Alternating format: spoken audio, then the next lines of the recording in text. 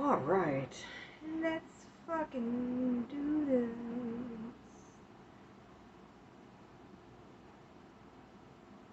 It is Self-Care Sunday. The first of many, I hope. I apologize ahead of time for my coffee, nasty, gross voice, but I have the flu. It is yucky, and I don't like it. So I've been wanting to do Self-Care Sunday for a while. It is something that's been on my to-do list for years, to be honest. And, yeah, I'm excited about this. I hope this becomes a thing that helps people. I really do. Because Squid Squad, this community is very awesome. And we're great at helping each other when we can, in any way that we can. And I love that about us. I think, as far as communities go, we are not a huge community compared to others, but we are awesome. We are small but mighty. And yeah, so we're going to be answering some questions today, some self-help advice, some mental health stuff. I will preface this by saying I am not an expert, in the sense that I don't have a degree, I'm not a medical professional, I'm not a mental health care provider in any way. I am somebody who has dealt with mental health issues all her life, so in that sense I do have some expertise. And I'm hoping that I can use that to help others. It's something that, when it comes to my own mental health struggles, for years I wallowed in it, and then I realized that I can help others feel better because of what I've been through, and it's important to me. So that's what we're going to try and do here on Sundays.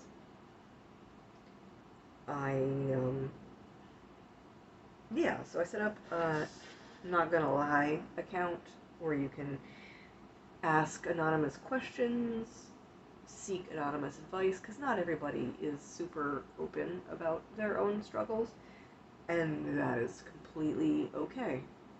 Everybody's got a different journey, and there is nothing wrong with that.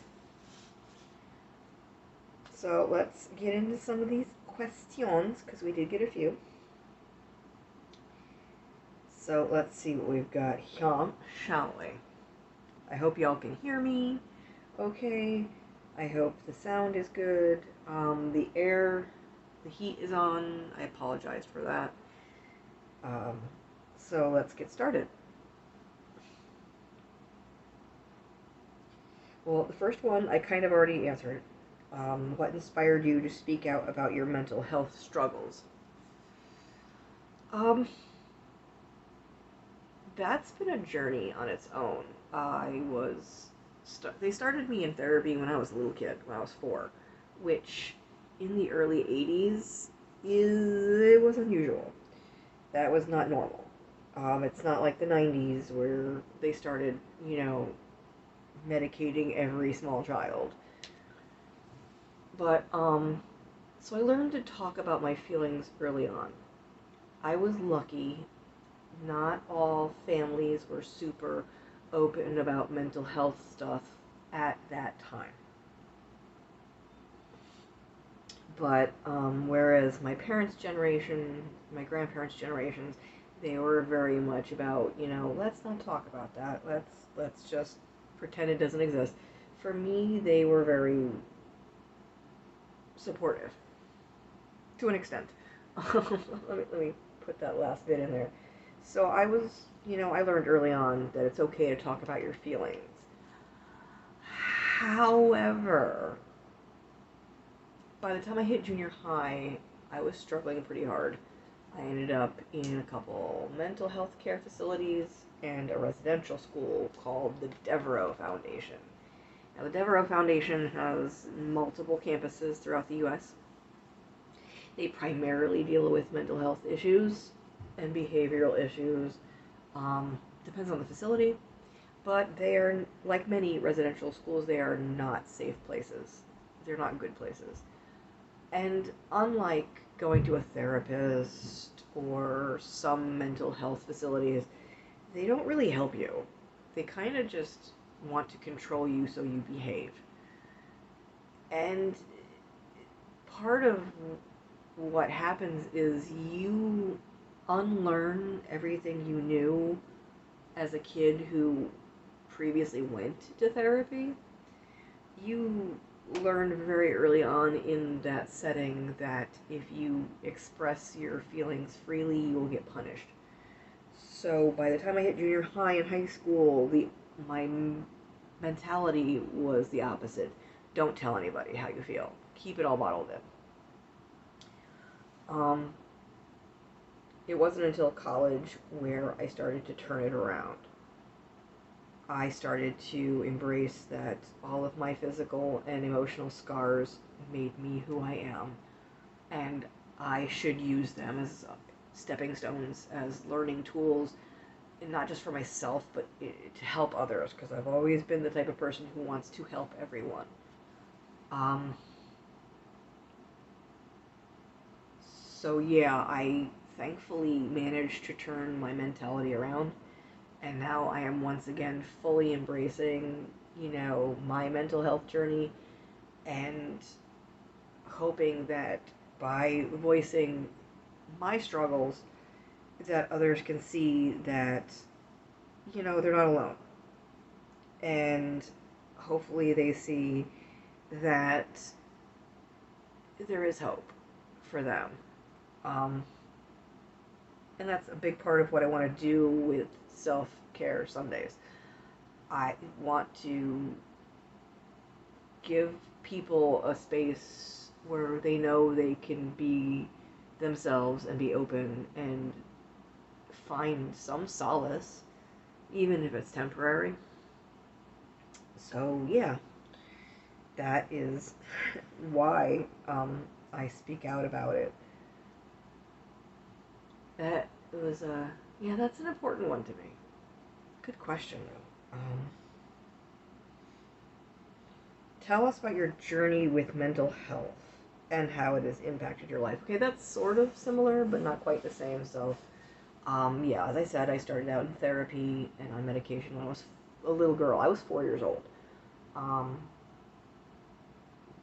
Ever since childhood, I've struggled with depression and anxiety, obsessive compulsive disorder, chronic insomnia. It wasn't until I was in my 30s that I was diagnosed with ADD. Now I have moderate agoraphobia. But it has been a long journey. There's been a lot of therapy, especially when I was a child. Lots of psychiatrists and psychologists and medications, and honestly, I'm at the point where I don't remember all of the meds. I remember some of them. And if you ever sat me down with that giant book of medications, I could probably find, most of them. I'd recognize the names. But, yeah, there's been a lot. Hey, baby! Welcome to Self-Help Sunday! We are doing some Q&A. We're answering some questions that people sent in. I hope y'all can hear me okay. I hope the volume is groovy. So yeah, my mental health journey. So yeah, by the time I hit junior high, I was not doing well. Oh my god. Thank you for the sub. Oh god, I should not be allowed to sing.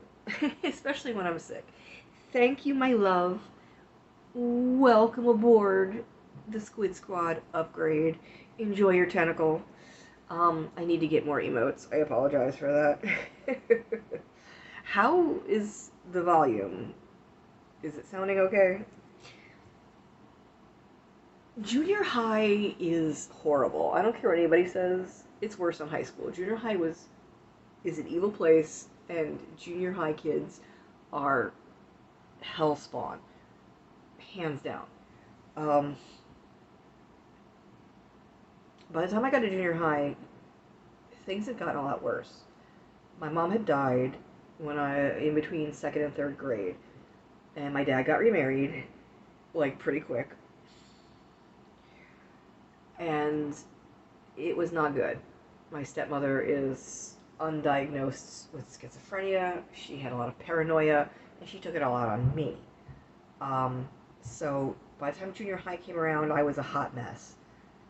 And my dad went from being very supportive of my mental health issues to not.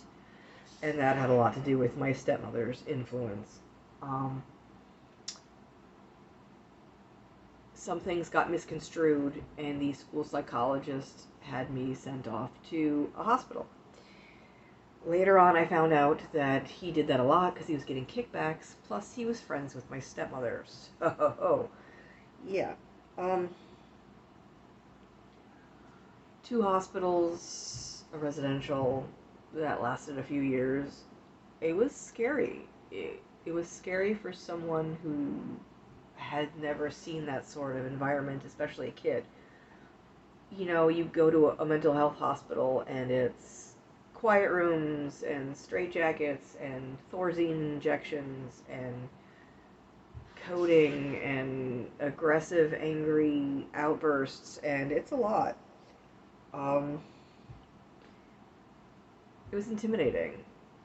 You know, the windows didn't have bars, but they had wires in the mesh, and the doors were locked, and there's staff checking on you, and cameras, and it's definitely culture shock if it's new.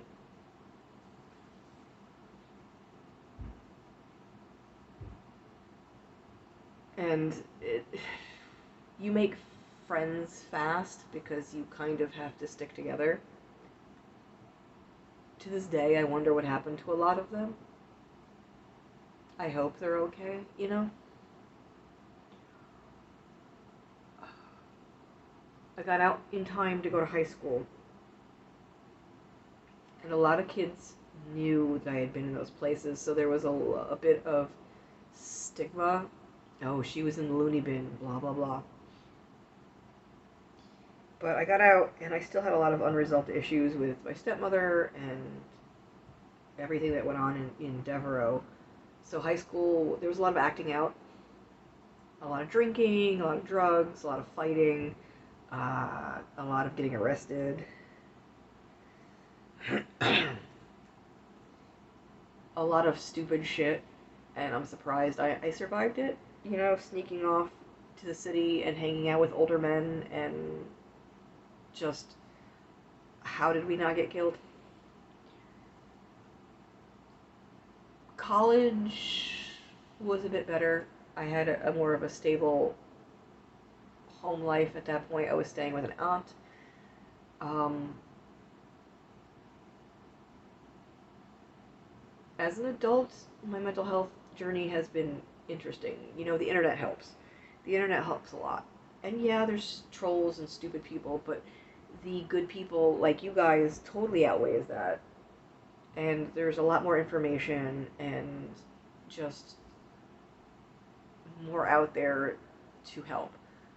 And I'm I'm getting better with my mental health in some ways. The agoraphobia is new, and that's not a good thing, but I'm working on it.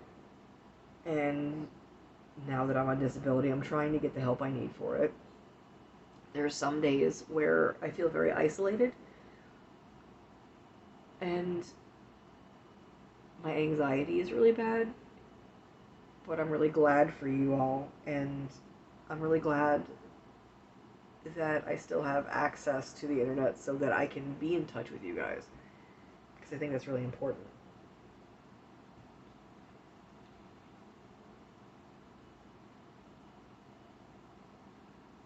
You didn't know they existed?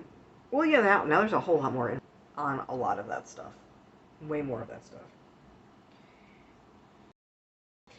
Yeah, a lot of people think agoraphobia is just what you see on TV. You know, people who are complete shut-ins, they can't go outside, and it's true. But agoraphobia is like a lot of things. It's a spectrum. It's a range. You know, for me, I can go out sometimes. It's not easy, but I can do it. It's easier for me to go out in the middle of the night when there's no one around. And I can't really go into busy places. I can't go to like Walmart or the DMV or whatever. Um, but yeah, it could be worse. It could be worse for me. Um, agoraphobia is definitely something that needs better portrayal on television. They still really only show people who are completely shut in. And the most recent example is the show Found, which is a great show, and it has someone with agoraphobia, but he cannot leave his home. And yeah, there's more to it than that. They're getting better with like OCD. That what's that new show? Oh God, I can't remember what it's called now. The one with the lady. She was a housekeeper, not housekeeper, but she'd clean offices, and then she's helping the cops. She has OCD, and and she has an extremely high IQ and all that stuff. But they portrayed a little bit better in that show. It's not perfect, but it's better.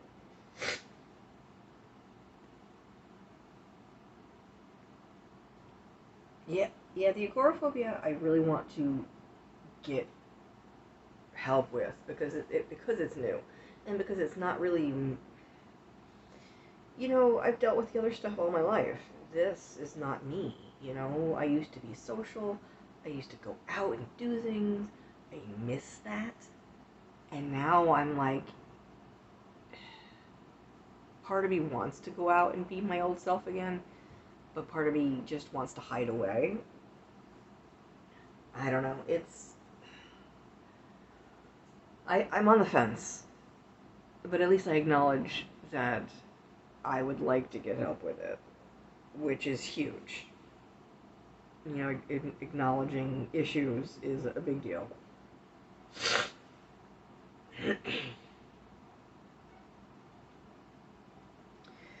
Let's see, what is our next question?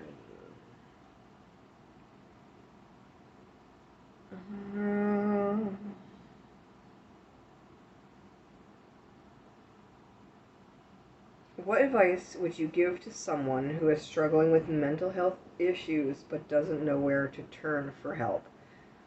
Oh, this is a great question. This is a great question. Um, Honestly, everybody's different as far as the type of help they need, but I usually tell people to kind of, how do I explain it? Take the steps to find out which is best for you, like what type of help you personally need. Um, Start off talking with your friends, you know, whether it's in real life or on the internet. Put it out there, you know, open up to people that you know, or, you know, your family if you have a good relationship with your family. Even if it starts with one person, you know, kind of be like, this is what's going on. And see if that helps you. If that's not enough, if it's just not helping, or you don't have that type of option, then, you know, you could do something a little more anonymous, like forums or social media. You know, start an account just to get it out there. If you have to, you know, make your username something no one would recognize, no one would associate with you. See if talking to people more anonymously helps you. And for some people, that helps. You know, for some people, either talking to friends or family or talking to complete strangers on the internet is what you need. or at least it's a start. Um, if you feel that that's still not enough, you feel that you need actual professional help, it's scary. It's scary to admit that you need professional help. You know, not we're not all taught that that's acceptable. You know, a lot of people are taught that, oh, you need mental health help, you're weak. You know, there's something wrong with you. You're crazy. You know, you're a pussy. Whatever.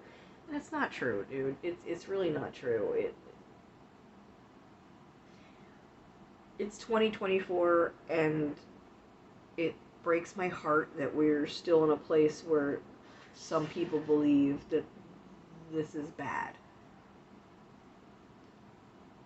You know, and there's a lot of resources these days. You know, you can go to a therapist, you can find support groups that meet in like libraries or at people's homes. There's Zoom calls with therapists now. There's a lot of options for mental health help, which is great.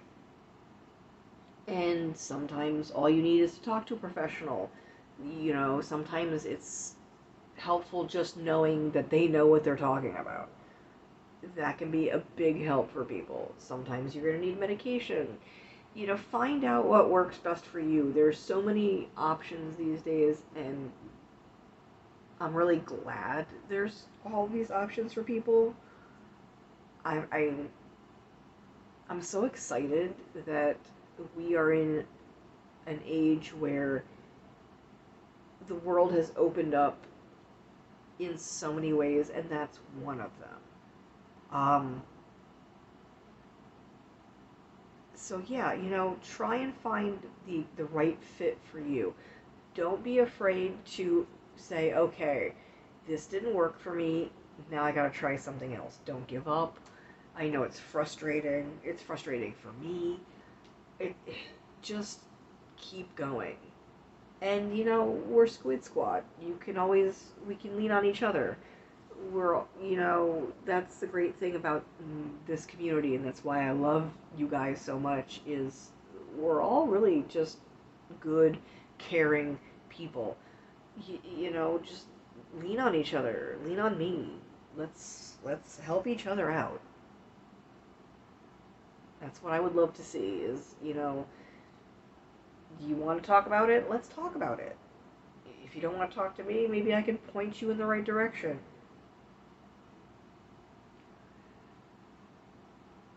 I mean, what we're doing today is another good example of, you know, this could possibly help. If it does, awesome. If it doesn't, let's find you what you need. Let me know. Let somebody else in chat know. Let's do this. We've got each other's backs.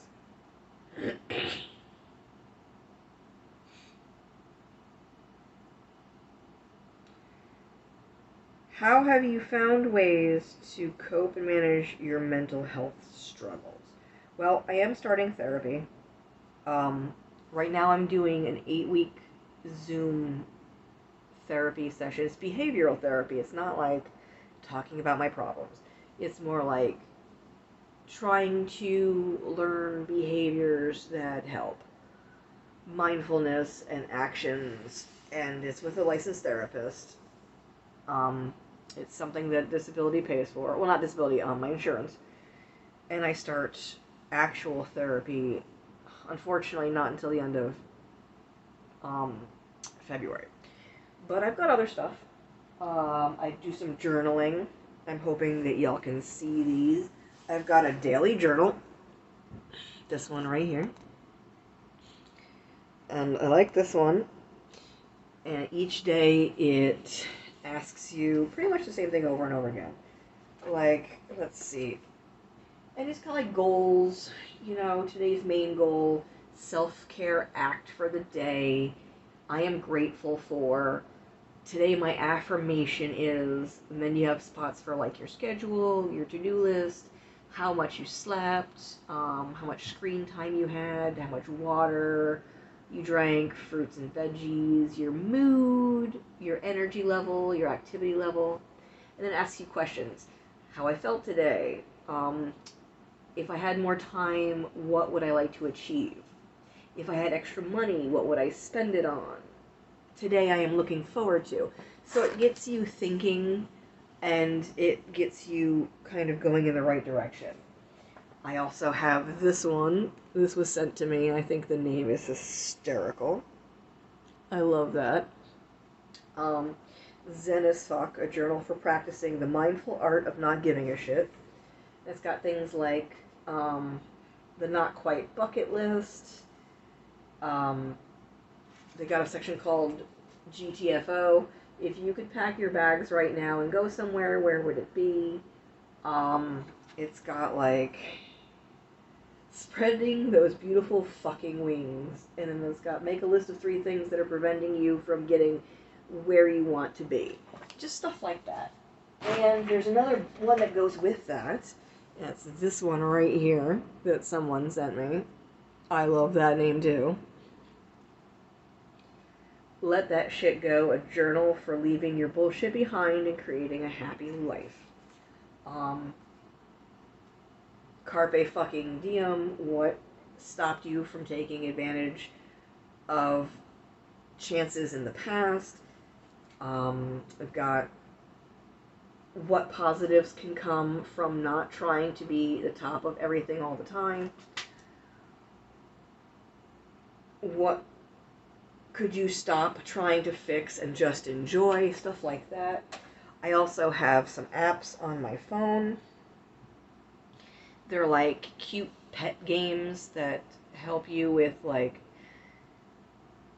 self-empowerment and breathing exercises and goals. One is called Amaru, and you kind of have to feed it's like a cat with wings, and you have to feed it, and you have mental health goals and self-help goals, and you kind of grow the pet and collect items. The other one I have is called Finch, and you have to grow a baby bird into an adult, and it has little micro pets and clothes, and you can decorate the nest, and it has daily goals that you have to go through to earn points. You know, get out of bed, do a certain activity, brush your teeth, drink water, describe your emotion, do a breathing exercise, all sorts of stuff. And I find those very helpful. And I do these every day, which is great for my OCD. My big part of my OCD is having a schedule. So I do all of these. I do my journals, I do my apps. Boom. I have a dry erase board on my fridge that I write little affirmations and little notes to myself. All of that stuff I think really helps me in between doing therapy stuff and while I'm waiting to get back on medication.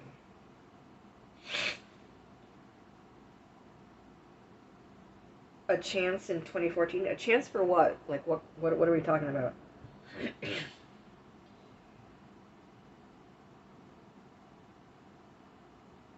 A chance to get into therapy or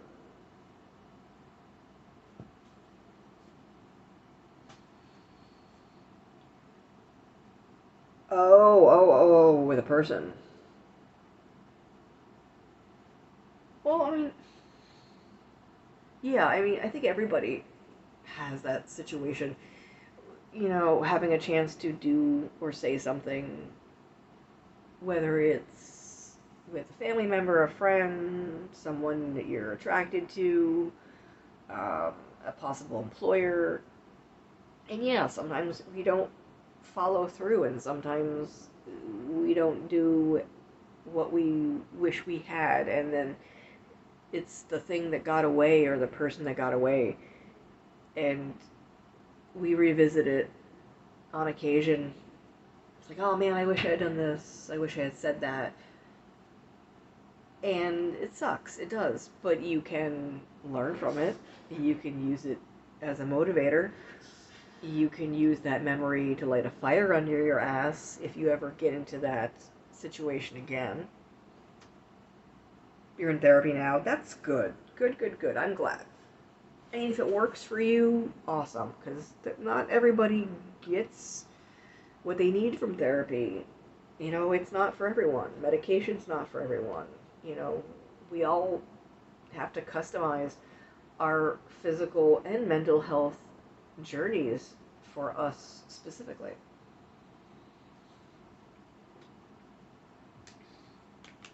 Like, that's part of what I'm doing today is, you know, hey, this is what worked for me. It may not work for you, but let me at least let you know what the possibilities are. You know what I mean?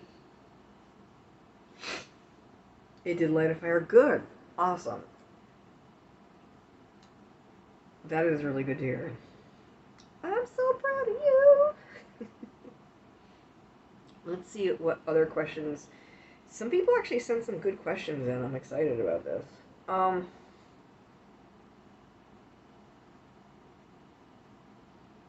what is the biggest misconception about mental health that you would like to dispel? Uh, that it's some weird rare thing, you know, and that it's bad. There's such a stigma still surrounding mental health. Everybody's got mental health problems. Just a lot of people don't want to admit it. And they put up this facade of, I'm perfect and you're a weirdo because you have depression or you have anxiety, blah, blah, blah. It's like, yeah, bro, you're not fooling anyone. Everybody's got their moments of self-doubt and depression and low self-esteem and anxiety and whatever. Everybody. If anybody who doesn't have mental health problems is either a cyborg or a liar. And that just furthers the stigma that there's something wrong with that. It took us, especially here in the US, it took a long time to get past the idea that we don't talk about that, and if somebody has mental health problems, hide them away and shun them. You know, there's nothing wrong with it. And yeah, bad things can happen because of mental health issues, but bad things can happen because of physical health issues too. It's a vicious circle. You know, people are out there saying, oh, if you have mental health problems, you're a loser and blah, blah, blah. And then people learn to hide their mental health problems, and then the problems get worse and it snowballs, whether it's depression or anxiety, causing, you know, self-harm or suicidal tendencies, whether it's alcoholism or other kinds of addiction, you know, drugs, whether it's destructive behavior, whether it's aggression towards yourself or others, and then that just further, you know, incites people to go, see, I told you, there's something wrong with these people. So it's a vicious circle, and it breaks my heart and it makes me angry that it's 2025 now. I keep saying it's 2024, but it's 2025 now, and we are still this way. We're a lot, I mean, as a society, we're better than we were, but I don't know, I feel like the last decade we've taken a giant step back in so many ways, including how we judge people with mental health issues. But yeah, there's nothing wrong with struggling and needing help. We all go through it. Some more than others, everybody in their own way. And that stigma needs to fucking go. Like, it really does. It seriously does. Ugh, I hate it. I just... Ugh. Alright, let's see what else have we got here.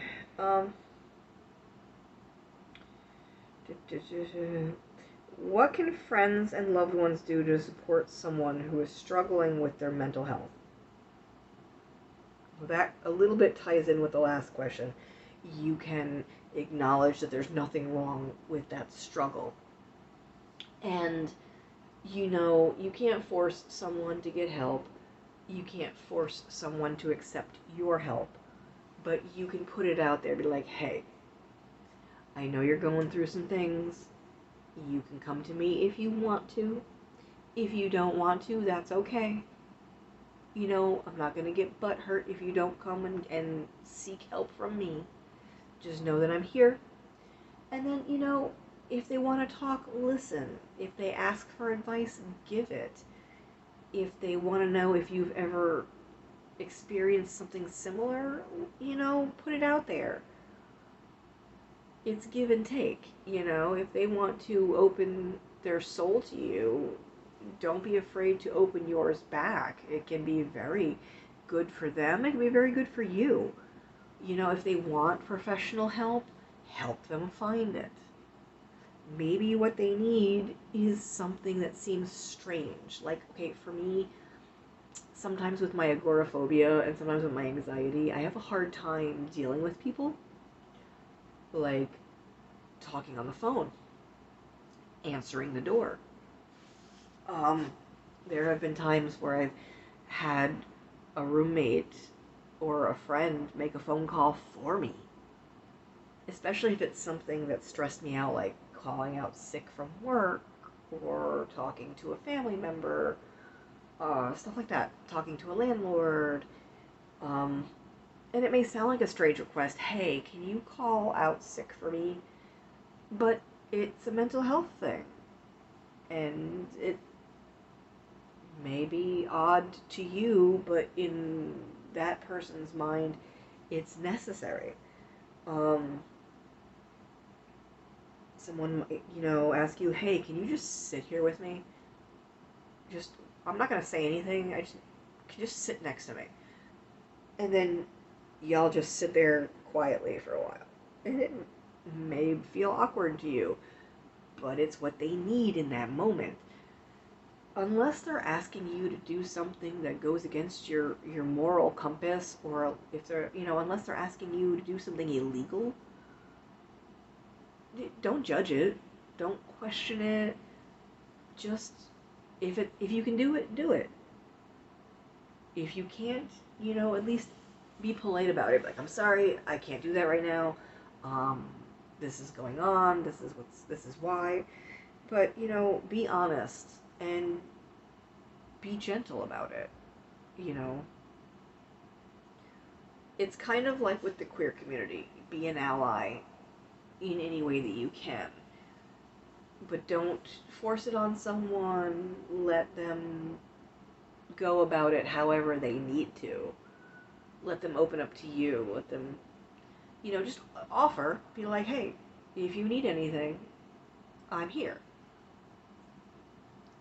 But yeah, there's a lot that you can do, and it doesn't always seem like it's for a reason, and sometimes it may seem strange, but everybody has their thing, or multiple things that helps them. Something that helps me is, just, I used to have a roommate who I'd ask them to brush my hair. That helps me a lot. That calms me right down. That puts me in a great place. And maybe that sounds strange, someone asking you to brush their hair for them. Like, what? But you never know what could help someone. That's a great question. I really like that one.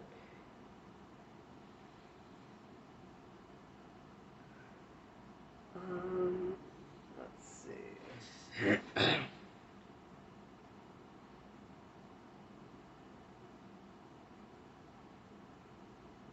Can you prevent mental health problems? That's a tough one. Not, Panties, hi. I am old and I am on the floor. But I love you. Welcome to Self-Help Sunday. This is an interesting question. Can you prevent mental health problems? I mean, maybe, in some ways. If you can prevent a trauma, then that doesn't turn into a mental health problem. So something like that, yes. but it's not universal. Like, you can't really prevent certain mental health problems. Some of them are chemical. Some of them are, how the brain is wired, and that's not something you can prevent. Um, you can help, but you can help make them better.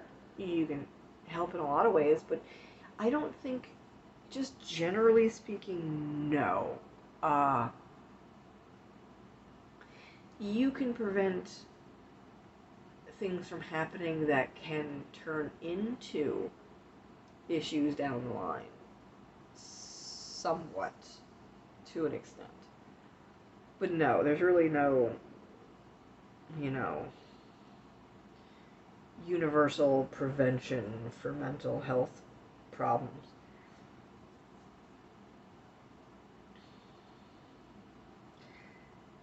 How do people know that it's time to see a therapist? This is something that we touched on earlier. If you've tried other things and they're just not working, talking to family, talking to friends, talking online, talking to a priest or a school counselor, mental health and self-help apps,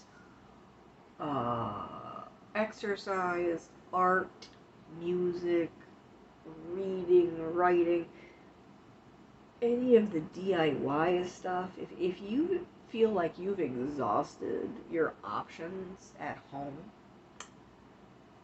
it might be time to give it a go. And it may turn out to be exactly what you needed. It may turn out to not be what you needed, but it can't hurt to try. It can't hurt to give it a go.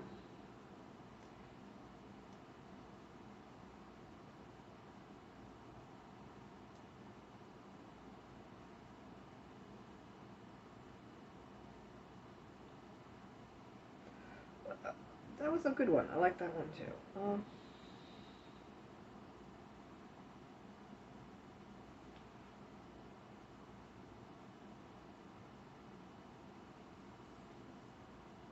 How do you talk to someone who jokes about mental illnesses? Oh, trolls. Or at least people who just may not realize that it's insensitive. It depends on the person. There are people who are raised or who believe that mental health is not really a thing, that it's a joke. They may not be meaning to be cruel, but they just joke about it. In that case, pointing it out can't hurt. Be like, hey, that's not cool. That's not something you should joke about. And they may ask you why, and you could point out resources, or you could explain it yourself. Unfortunately, there's a lot of people who make fun of mental illness and mental health issues because they're assholes. Because they are fuckbags. Because they are ass tacos. Because they are douche boxes. And it's really hard to talk to people like that. Nigh impossible. You can try. You can try and be as polite and neutral as possible. Like, that's not cool, bro. This may not work for you. I mean, you could always get on their level and call them a bag of dicks. Specifically, a bag of rancid, rotting, moldy dicks. But, that may not work either. You may feel better about it for like 5 seconds, but it's not really going to do anything. Talking to people like that, it really depends on where they're coming from. It really depends on what inspired them to say something that's stupid. I encourage people to stick up for mental health issues, but don't always get your hopes up that what you say is going to make a difference. Try, but don't be disappointed if it doesn't work.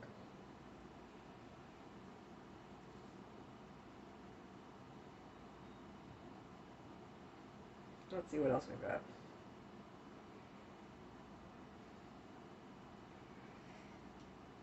I kind of like this app thing.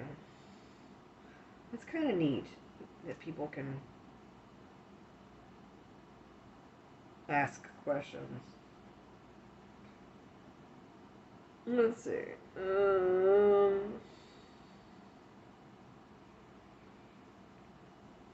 We did that one. We did that one. We did that one.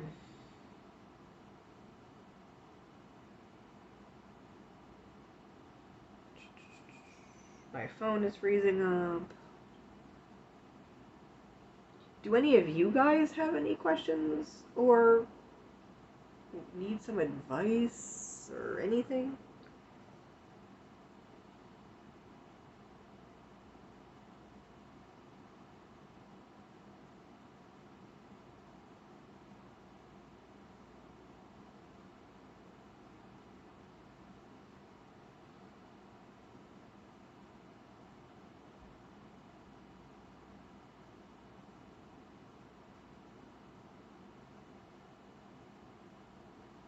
I know it's not always easy to ask on someplace like Twitch, but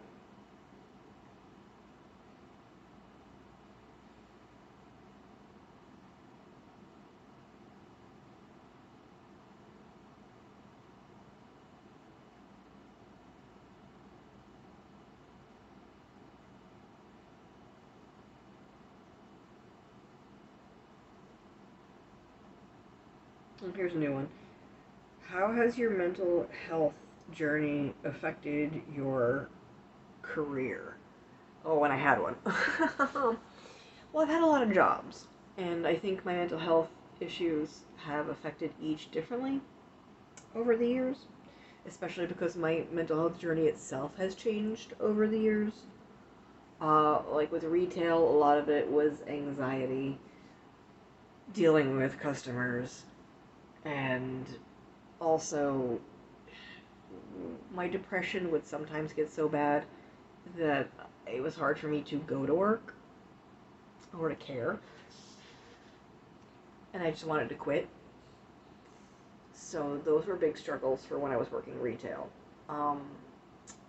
Similarly, when I was doing security, because it's a lot of interacting with people and just long days.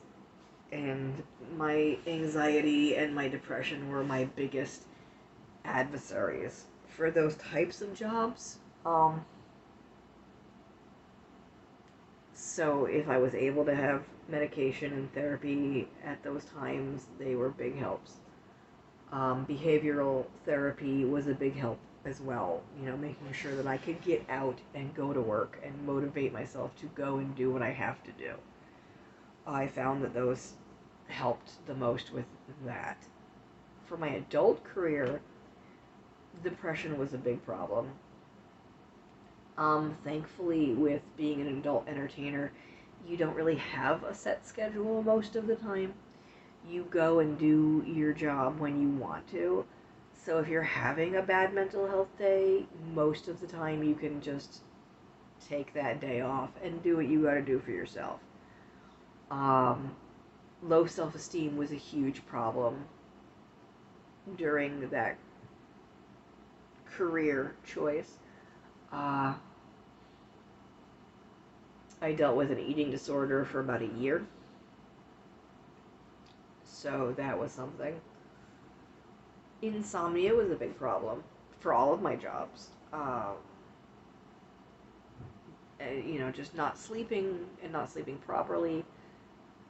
And you were like, oh God, I haven't slept in 48 hours. I can't go to work. I have to call out again.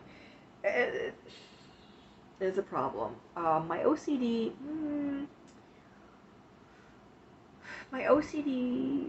wasn't super triggered at most jobs.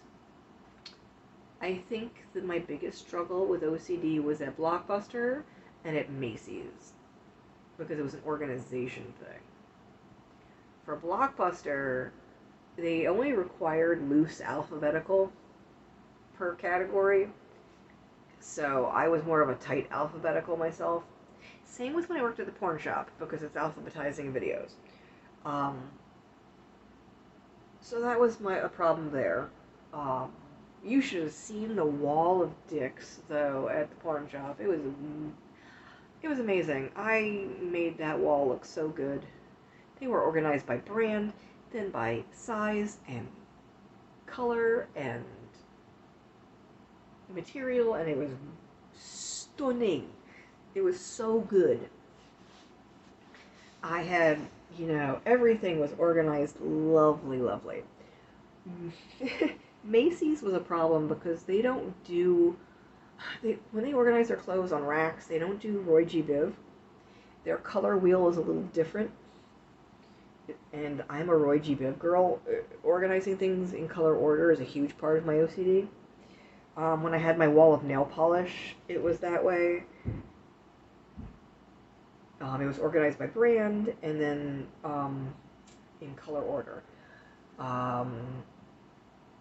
My makeup was that way. When I eat food that comes in a variety of colors like cereal or candy, I have to separate them by color and then eat them in color order. My clothes are organized by type and then by color, things like that. So Macy's was a struggle for me the entire time I worked there. It's like, I want to do proper rainbow order. Ah! But no, it was like white, yellow, red, no, white, yellow, red, orange. So I can't remember exactly how it went, but it drove me batshit crazy. I hated it. I liked organizing. I liked setting up the displays. I liked putting in a little artistic flair, but not being able to do proper color order made me want to punch a baby.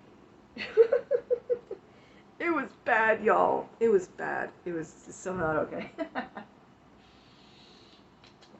Thankfully, I was on medication for my OCD for part of that time, so it was all good. Oh, yeah. I'm trying to think if my mental health has really affected my work other ways.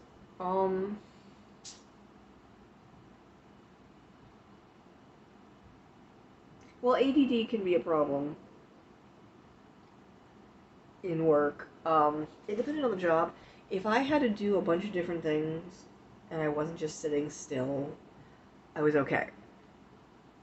Um, so if I had to ring up a customer and then go find an item and then go, ship something out and then fix a display and then do this and then do that, that's fine. I'm good. If I was doing security work and I had to patrol and then let somebody through a gate and check IDs or scan a bag, do a bag search, pat someone down, bop around, escort someone off the ship, take someone to the airport, all these fucking things. Yeah, that was fine. If I just had to stand at one post for like 8 hours and just stand there and guard a door, no. Not okay. No bueno. Do not want. So that was fun. That was a good time. Uh, yeah, I think that's most of it for me, really.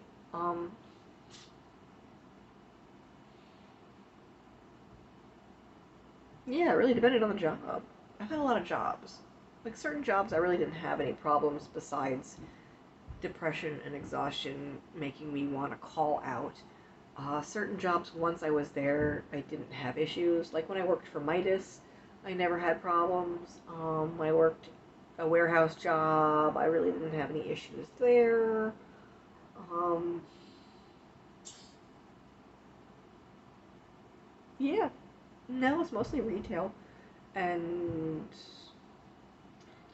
yeah, mostly retail was the big retail and merchandising were the big ones. I gotta say. And that was our last question.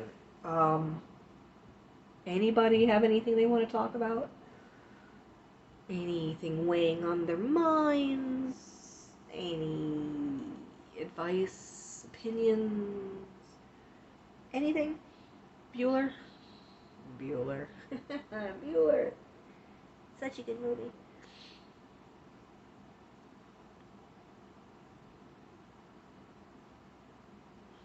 If not, I can try and search the interwebs for some extra questions.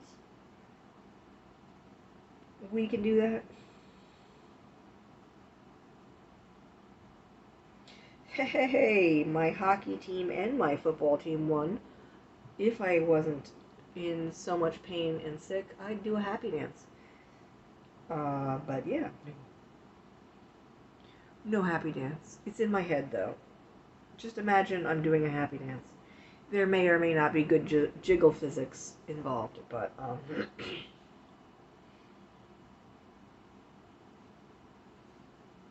But yeah, if anybody wants to talk about anything specific, and it doesn't have to be just mental health, it could be like just self-improvement in general, or behavioral health, or, whatever.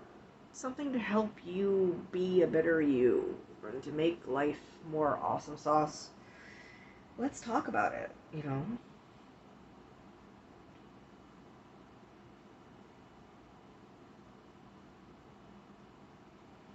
Let's see if I can find maybe like a mental health questionnaire.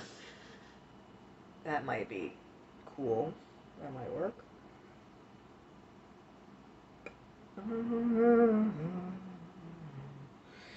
Hooked down a ceiling. Do, do, do, do.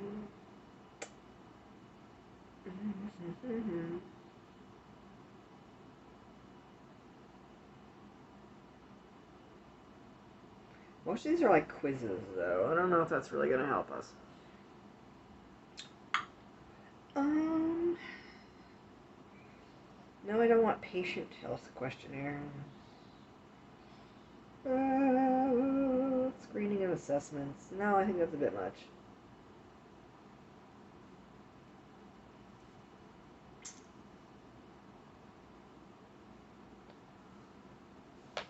I will find us something. I promise.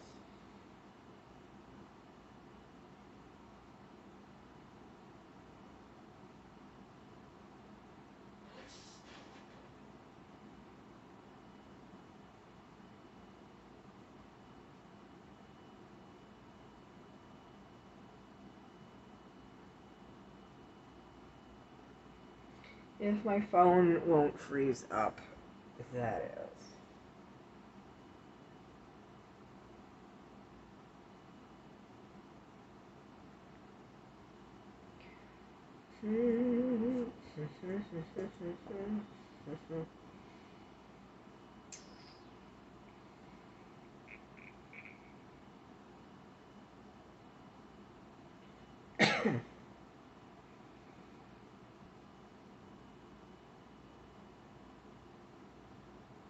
There has to be something out there that we can discuss. We can go through one of my journal questions, I guess, because the interwebs is not helping. Let's see if there's anything good that we can discuss. Let's try and let that shit go. And let's see what we got in here.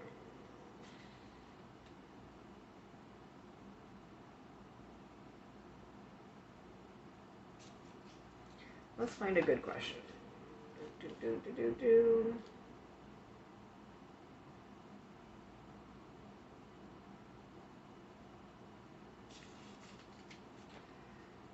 Um.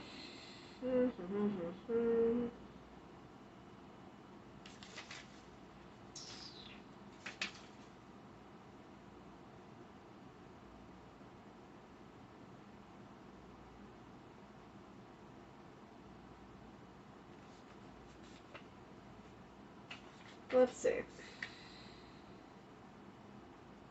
What are 5 ways you can put someone else's happiness in motion? That's a good question. You can celebrate a milestone or an achievement. a birthday, a graduation, a health goal, a goal in a video game, anything, you know, you could do that. You can offer to be their wing person for something, uh, going out someplace that they might be socially anxious about, like a bar or um, a park, a convention. You can go with them if they're doing something important to them, like a marathon or a volunteer type situation, a meetup. Let's see, what else can you do? We have, since we're in an age of social media, you can do just like a drive-by, hi, you're amazing.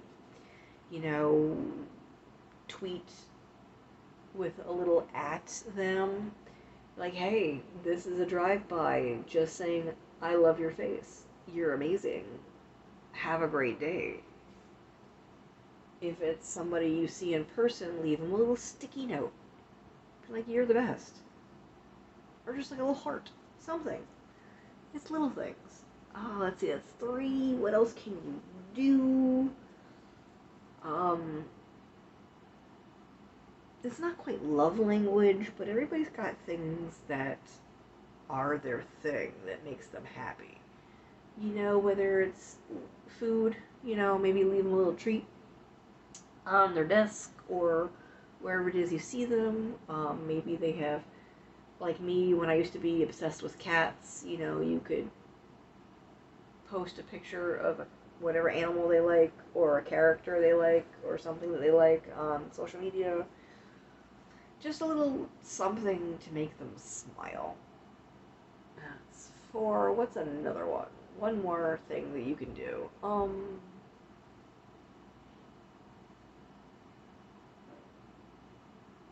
Spreading the word can help if the person isn't too introverted, too private. Somebody is gearing up to do a charity event or a marathon, you know, retweet it or put the word out there. Somebody is feeling kind of blue, you'd be like, hey, everybody, so-and-so is having a bad day. Let's show them some love. But it depends on the person. It depends on how they would react to something like that. Because not everybody's into that. That is not everybody's jam. But you can really gauge that based on how well you know them, how much they put themselves out there on the internet, things like that. So yeah, that's a few things you can do to, like, promote someone else's happiness. Let's see what else we've got here.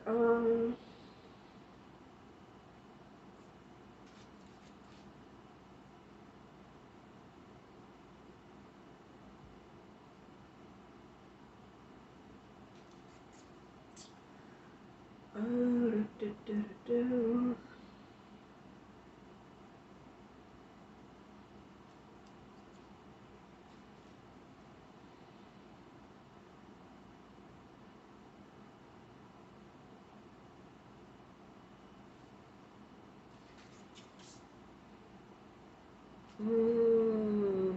I need my new glasses. God damn, I can't see very well. What can you... I mentioned this one before. What could you stop trying to fix and just enjoy? That's a great fucking question. I'm not gonna lie.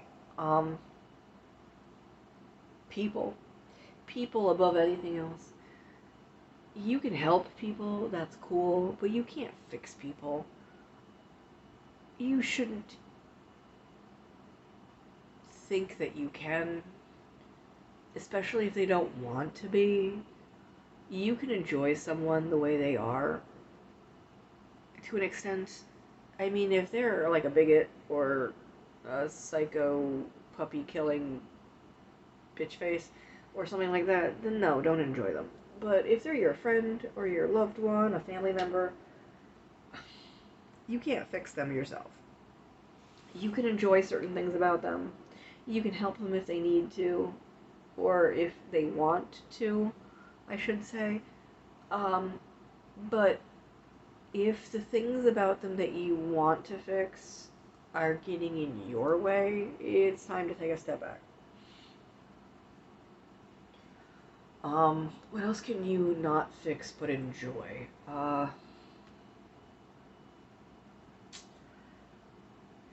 That's a tough one because there's... Like, I would love to fix my current living situation, and I'm trying to fix it, but I shouldn't obsess about it. I should be able to enjoy the fact that I have a roof over my head for now. I have internet and TV and heat and hot water and a toilet that flushes, and it's clean and it's safe and no one's hurting me here. Could it be better? I mean, yeah, it's a hotel. There's things about it that could be better. Can I fix it? No. Should I just enjoy what I've got? Yes. There's things about me that I wish I could fix, but I can't. Like, physically. So I really need to enjoy me. I think that's something that I've struggled with all my life. I know that's a struggle for a lot of people. And while I'm all for self-betterment, I recognize that there are things that I cannot change about me. And I need to embrace them. And I think I'm getting better, but I'm not there yet. I'm working on it. It's a work in progress. But I acknowledge that this is the way I feel, and that it's something that I need to address continuously. So yeah, that's something.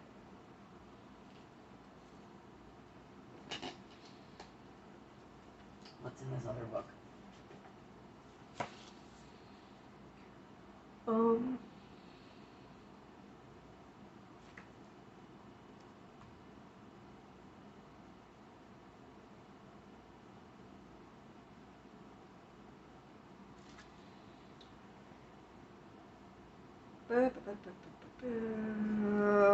Let's see.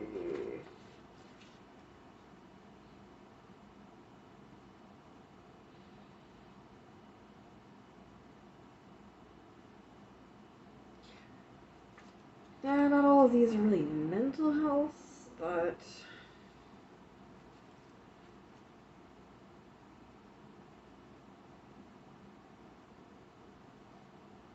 sorry, not sorry. Or as they say in Canada, sorry, not sorry. Some things require apologies. If you've been hurtful, neglectant, destructive, or you've just generally been a thoughtless dick, you should hold yourself accountable and say you're sorry.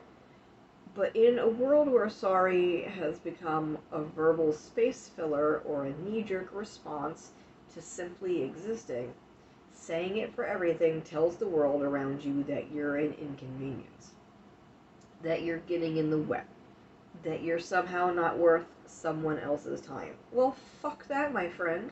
You're worth all those things and more. What are you not sorry for? I am not sorry that I had an amazing career as an adult entertainer. I don't give a fuck what anybody says. I loved my career. I loved what I did. And it made me happy. I am not sorry for being imperfect. Physically, mentally, financially. Yes, my life is not amazing at this point. Yes, I'm struggling with things. Yes, I need help. But I'm not sorry. I used to be sorry a lot about that. I used to apologize all the time and hate the fact that I needed help. But you know what? Fuck it. I don't care anymore. I know I need help, and I'm not sorry.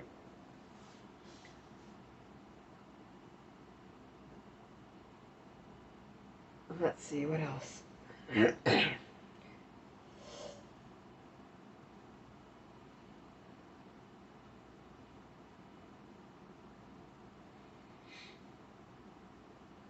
I am not sorry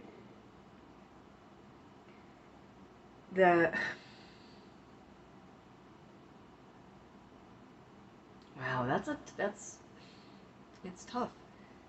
It's like, what am I actually not sorry? What am I not going to apologize for? I'm not going to apologize for my beliefs. Blitzy! Hey, baby. Hi, hi. Welcome to Self-Help Sunday.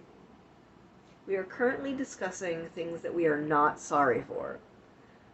We are things that we are embracing, even if other people may judge them. So I am not sorry for, let's see what else. I am not sorry for how I believe. I am not sorry for my interests. I am not sorry for who I am as a person. I kind of like me. I've missed you too. I am getting there. I am getting there slowly. I'm trying. I hope you're well. I hope you're doing amazing. Awesome sauce, spiffy and groovy. Dagnabbit, because I said so. Because I love your face. Oh god. Yeah, the usual me. Well, I like the usual you, so yay. Dagnabbit. Hi. I have the flu, so I apologize. I am sniffly and coughing and...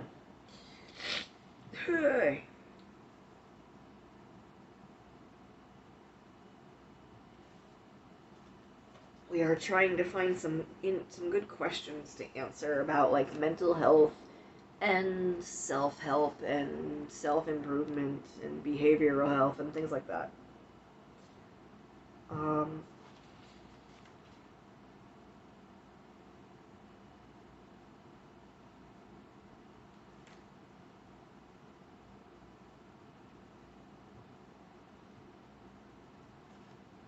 Let's see what we've got.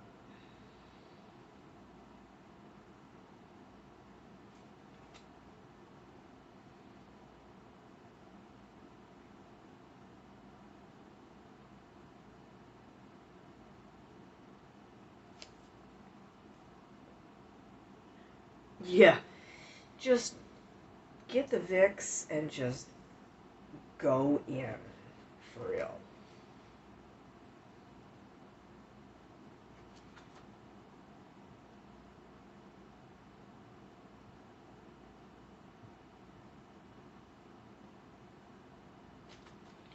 Trying to find another question.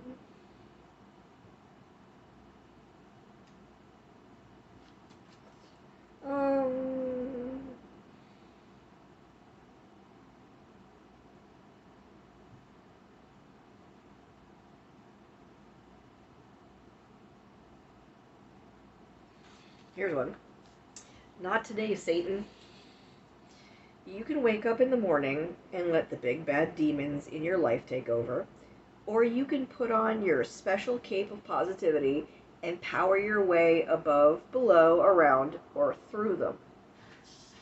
When have the first thoughts of your day given you anxiety?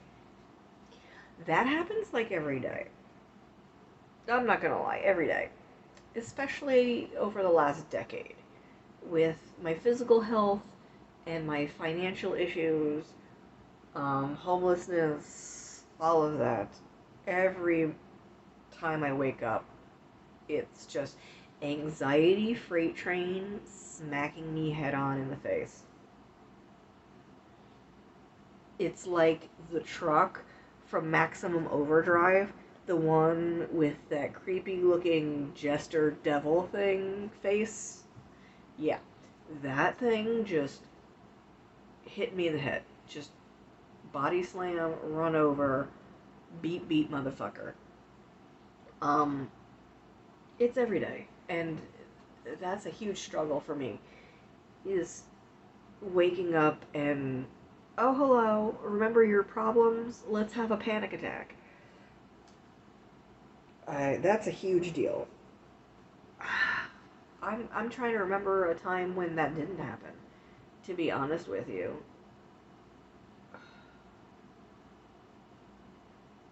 it was always something. Well, when I was really little, it wasn't so bad. But then after my mom died, it was there. You know, when my dad remarried, it was definitely there. In the mental health facilities, it was there. College and high school and all that, definitely. Work, being an adult, just there's always been rise and shine and panic attack. That's, yeah. The second part to this is, what are positive thoughts that can help you blast the fuck through them? I like this book. I like this book a lot. That one is coming from this, by the way. This is a great fucking book. Thoughts to blast through them. Well, a big problem for me is when I wake up, my anxiety is like, oh my god, we have all these problems. Here's the list of problems. And something that helps is when I go, whoa, okay, pump the brakes. Yes, we have problems, but let's take a moment and breathe and calm down. The world is not ending right this second. Let's figure out what we can work on right now and what we can't work on right now, and let's just breathe. And that's not always easy. It is definitely not always easy, especially dealing with homelessness and financial stuff. It's hard to tell myself that I can take a moment to calm down. That is a huge battle for me, personally. Sometimes my anxiety and my panic attacks are too strong, but I have to try. I have to try to, okay, breathe. Okay, breathe. Yes, we have problems, but it's not all going to hit us right this second. I mean, even when I knew that they were coming to evict me from my place in Florida that day, I'm like, I have a few hours. Okay, let's figure this out. That was a tough one. That day was probably one of the worst for trying to get myself out of a panic attack upon waking up. Oh yeah, yep, I got evicted. I was in a hospital for a month. I lost everything. The cats, all my belongings, except for like a handful of things. And a few things that are in a storage unit that I still have to get to. And now I'm in New York, in a hotel, trying to figure out how not to be homeless. Woo! So needless to say, yeah, I wake up every morning on the Anxiety Express.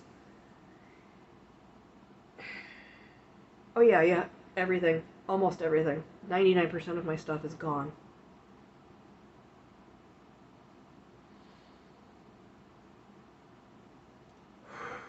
That's also something that gives me a lot of panic attacks, is I'll be reminded of certain things that are just now gone.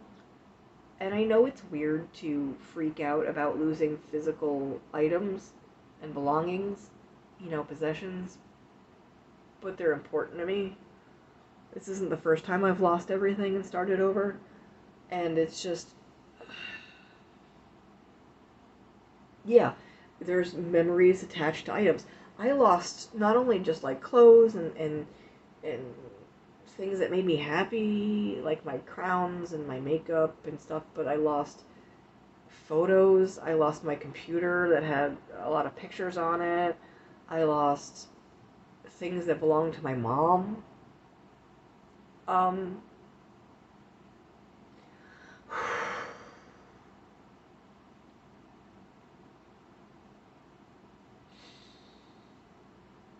and this has happened twice in my life. So, yeah. Um,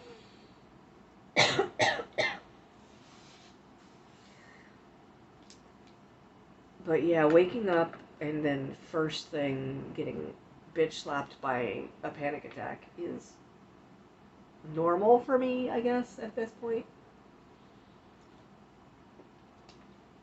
It's been normal for me for 40 years, just about. Yeah, because I am now officially 47.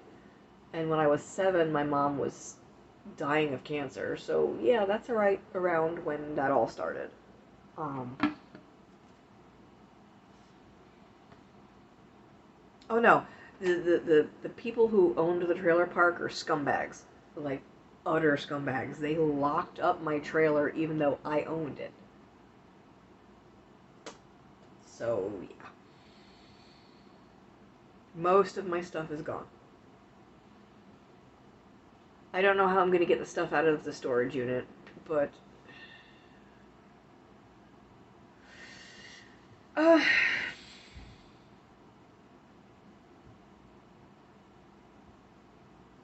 yeah, I don't know. I don't know. They evicted me because I rented the lot. You pay lot rent. You're paying for the patch of dirt that the house sits on.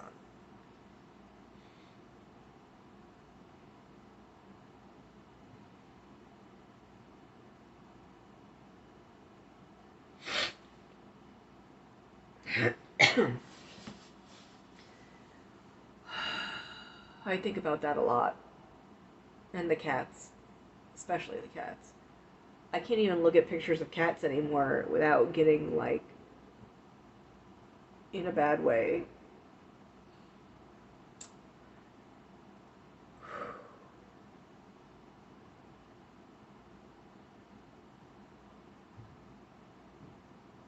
Man, it's just. And there was stuff that I had for a long time. And it wasn't like life altering things. Like I had wigs that I had since the 90s. Or, collector's items and stuff. And yeah, it's not the end of the world that I lost them, but it still hurts. It doesn't hurt as much as the stuff I lost that belonged to my mom that I can't replace.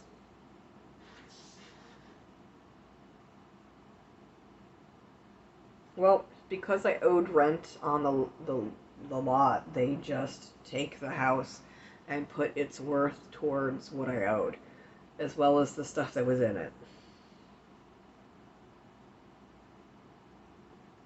I can tell you right now, they got my stuff was worth a lot more than what I owed them. But yeah,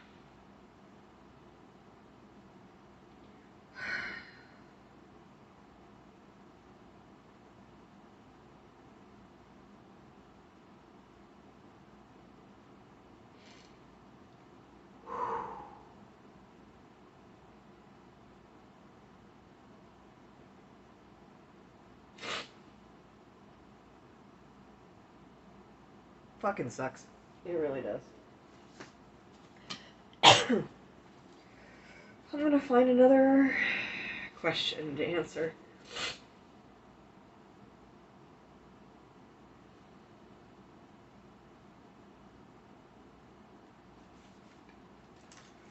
Um,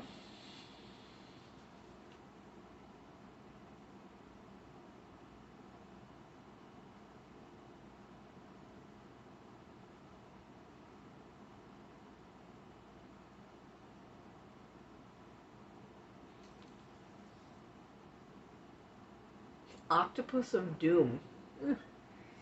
Being a squishy and amorphous sea creature that's, in my opinion, not as good as a squid, isn't all it's cracked up to be. Sometimes we have our grimy tentacles on so much shit, we get pulled in every direction. What are 8 things that you feel like you're stuck to? Alright, well, off the top of my head, my financial issues, my home issues, my health issues, my mental health issues, my food instability. That's 5. 3 more.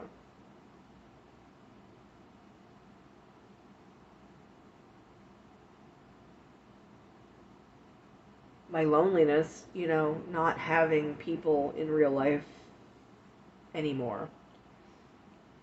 Since I left Florida, I don't really have people that I can just see. Yeah, I moved back to where I grew up, but I haven't seen anybody from this area since the 90s, so yeah, obviously I've lost touch. What am I stuck to? 2 more.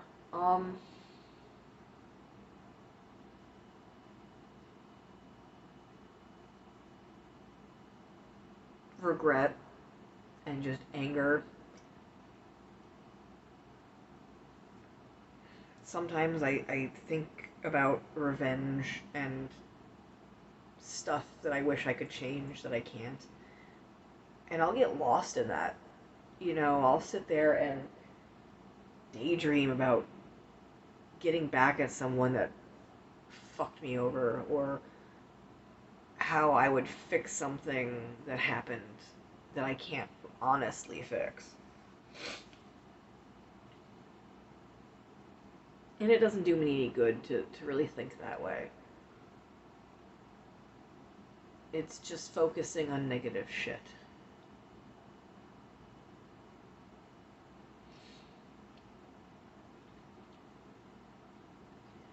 One more. Oh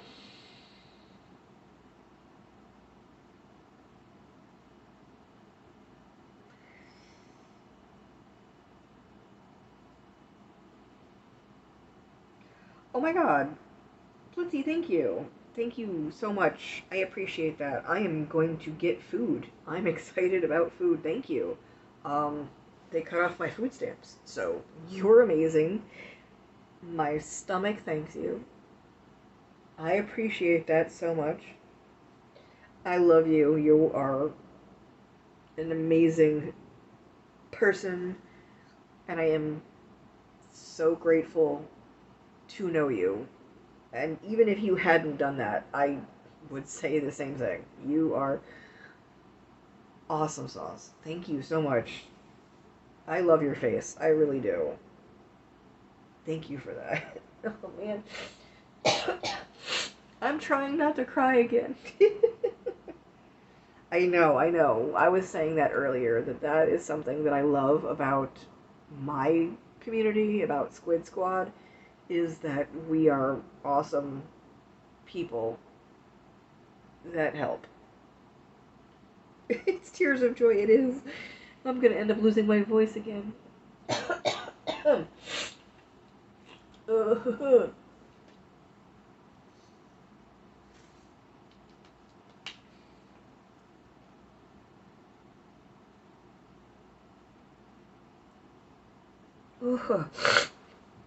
But thank you so much. Thank you. I really appreciate that.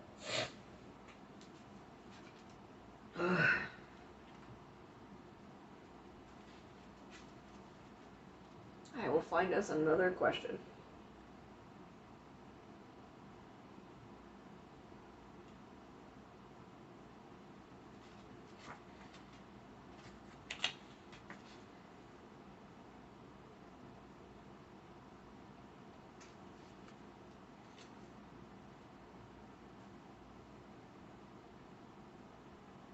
This one's not a question. This is a statement, and I think it is appropriate. It says, let yourself be sad or even angry for a little bit. As you get further and further away from it, hold on to that one good thing from your dark, tempestuous cloud.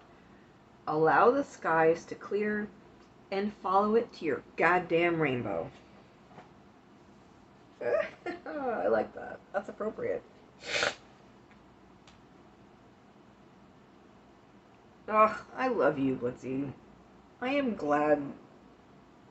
I am thankful for JTV and Twitch because I have met, even if it's not in person, I have met some of the most amazing people, you included.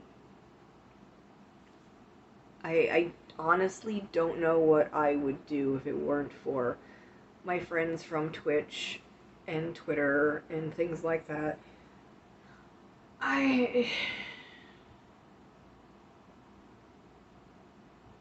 When I was in Florida and I was having some really dark times, I thought that if I didn't have my cats, that I wouldn't have a reason to continue to live.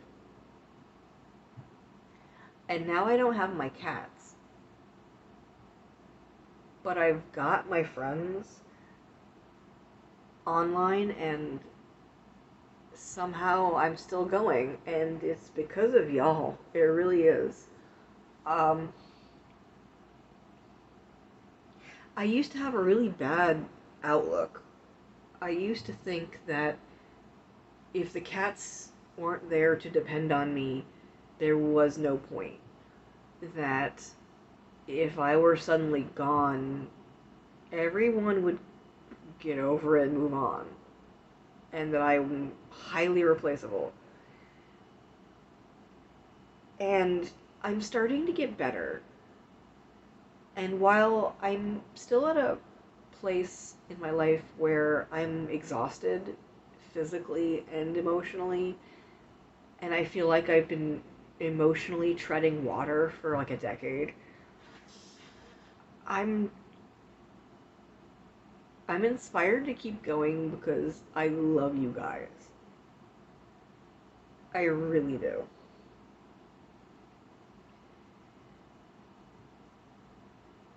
And it's something I should have realized sooner, because I've always been the type of person who wants to help everyone and make sure everyone is happy and healthy and loved, and I want to make sure my friends are elevated and that their lives are good and help them. And I should have realized that my friends feel that way about me too. But there was a lot of times where my self-esteem and my self-doubt got in the way of that. And I felt like, yeah, they'll miss me for like an hour.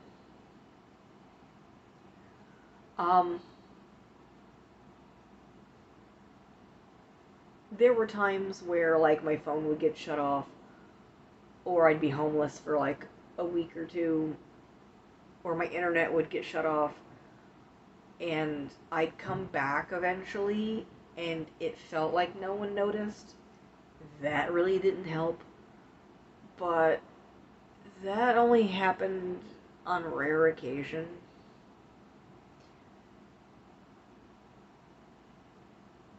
I had to remind myself more often than not that people like me as much as I like them. Sometimes I still have to remind myself. It's a work in progress. Yeah, I'm trying not to. I'm trying not to give up. Some days it's easier than others. It really is. Um, I think doing self-help Sundays is going to help me As long as I still have a place to stay. I'm gonna find another thing in this book. Um...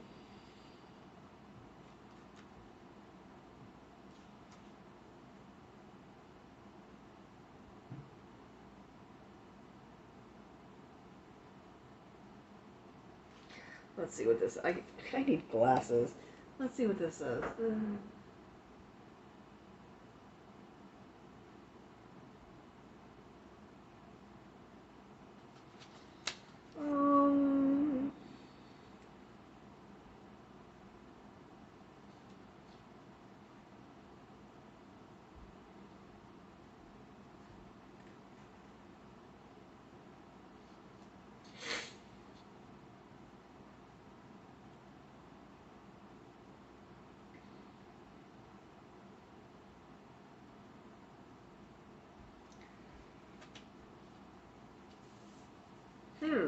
The Little Baby Bucket List. Also known as the Not Quite Bucket List. This is the mini version. Make a list of things you can do in the near future that would be super fucking fun. It doesn't have to be life-changing, but it should be something you've been too lazy to do otherwise. Alright, so things that I can do that would be fun. I have a jigsaw puzzle that I would like to do. It was a gift. I like jigsaw puzzles. I'm very limited because of my agoraphobia and my brokenness. I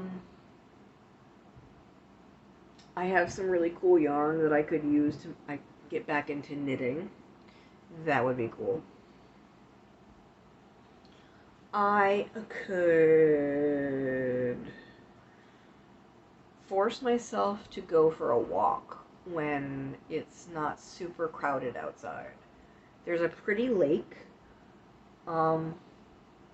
It's cold out, but I think if I went out for a few minutes, it wouldn't be so bad. Maybe if it's snowing, go out and play in the snow, do a live stream in the snow. What else? I could have myself an at-home spa day. I could do like a peely face mask and soak in the tub with some bubbles, do my nails, put my hair in a hair mask and some deep conditioner, give myself a foot peel massage mask thing. Just go full ham. That'll be fun. I could,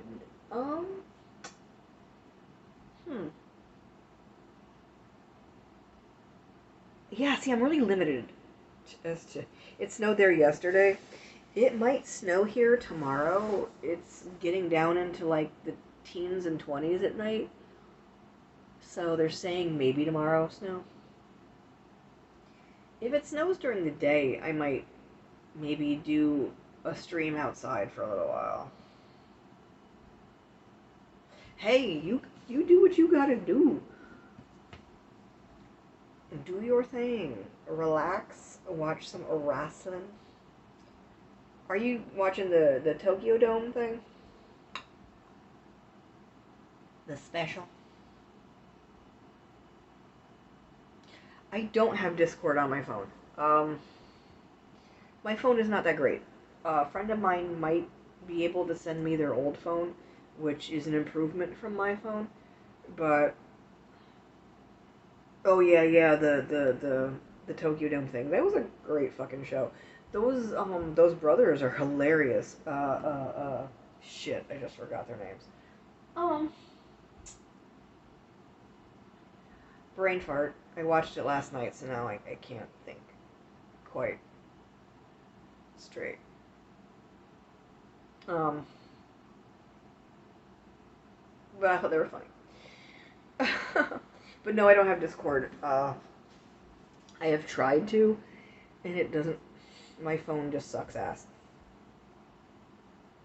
Like, big old booty hole, yucky. Um, but yeah, if it snows, when it snows at night, I like to do a stream, like watching the snow fall through the window, because I think it's pretty, and just sit and talk. But if it snows during the day, maybe I'll get bundled up and take the phone outside and stream walking around in the snow. Maybe. We'll see. My friend Chris sent me some winter clothes. So I actually have like a coat and gloves and a hat now. Yay! I didn't have any, and it sucked. The receptionist at physical therapy gave me a scarf. It's sparkly.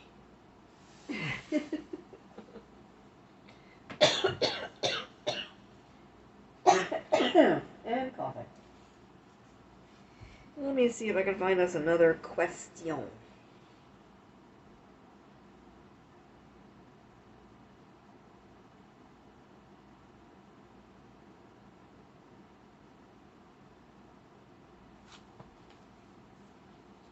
It was towards the end of the show, I think. And it was two brothers, and they're American. Um, they were very funny. They were talking a lot of shit, which, because the American shows are so loud with the crowds compared to Japanese shows, you don't really hear a lot of what they say when they don't have a microphone. But these two brothers were just, talking so much shit during the match, I was dying. I don't remember what their names were. I want to say I googled them, but let me see if I googled them. Oh, the Young Bucks. That's who it was. Yes, them. They were cracking me up. Bro got up on the top rope, and before he went for the jump, said, "Suck it," and just leaped, and I'm like, what? Just, like, just the little shit they were saying that you could actually hear because Japanese people are so quiet. It was hilarious. I almost pissed myself.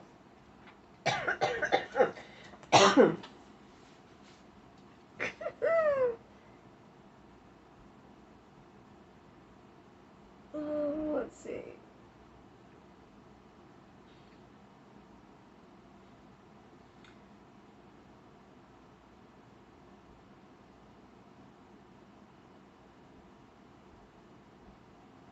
Okay, here's an interesting one.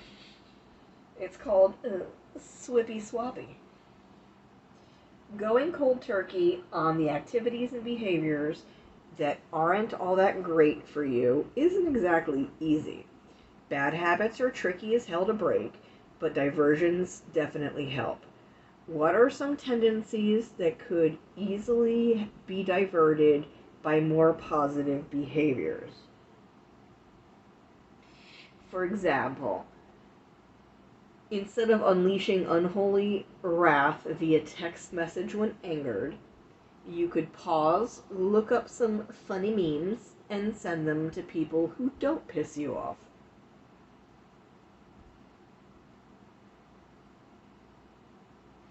Getting to the point where Netflix asks you if you're okay. Instead, go for a walk, jaunt, or skip before pressing play. Okay, so what's a bad habit and what can you do instead? Since you're getting into AEW, I'm going to send you a match they had, which is... Okay, yeah, fuck yeah. Thank you very big. Alright, bad habit and a diversion.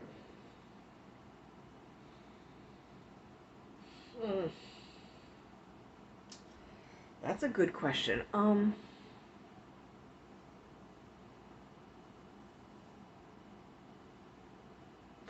I kind of do something like the meme thing, but not quite the same way that the book says. Like, if somebody on Twitter pisses me off, I'll shitpost them instead of getting angry about it. I'll make fun of them with a meme or a GIF. Not exactly the best thing to do, but it's better than just rage quitting and screaming and yelling and cussing and threatening and having a complete and utter volcanic meltdown. What else?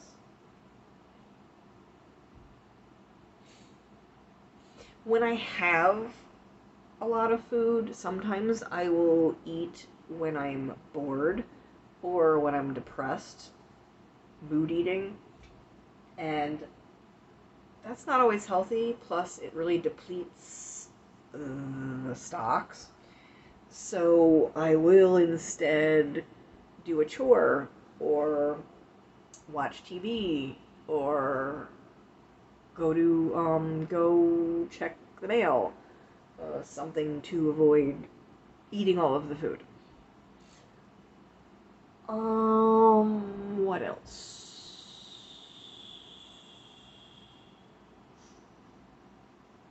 When I'm having a low self-esteem moment, sometimes I focus on the bad things about my appearance. Or if I'm just depressed, sometimes I'll focus on the bad things in my life and I'll just dwell. So I kind of have to flip the script, as us old people used to say. So if I'm going, I don't like the way my body looks now because I'm not getting out and being active, I can go, well, you know what? My hair is looking pretty good today. Or my nails are growing on their own and that's cool. Or my eyes are awesome. Things like that. If I'm depressed about my current living situation, instead of being like, oh god, I'm gonna be homeless again, I'm a loser, blah, I can focus on a good thing. Like, I have great friends, and at this moment, I am not homeless. I am someplace safe, and I've been in worse living situations, and just dwell on good instead of bad. Yeah. I think that works.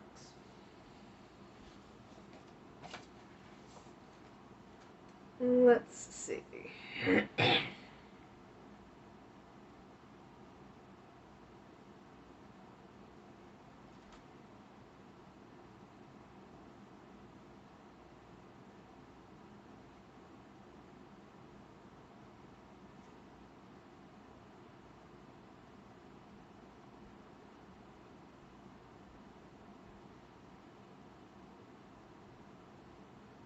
Oh, this is a great quote.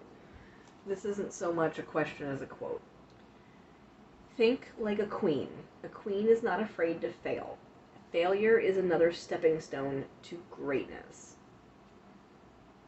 Or, it doesn't have to be a queen, it could be a king. Or, a non-gendered royal person. I like that. That's good.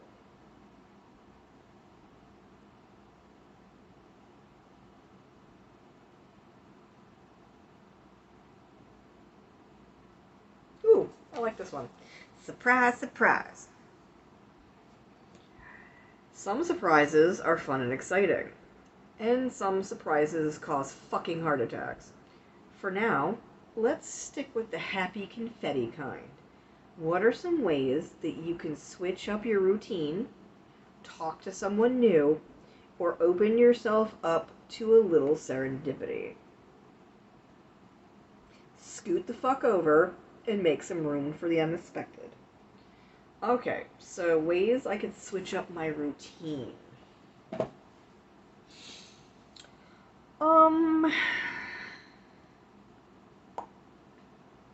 Well, my routine is kind of the same. I could try and get out a little bit more. I know we touched on this earlier. My agoraphobia has not become so all-encompassing that I can't completely get out. So maybe go for a little walk. As much as my health and my injuries will let me, that would be good. I really should do that. I need more fresh air. I get sunlight when I open the windows, well, open the curtains, but the windows don't open because it's a non-smoking hotel. So I should get out more. What else could I do? I could.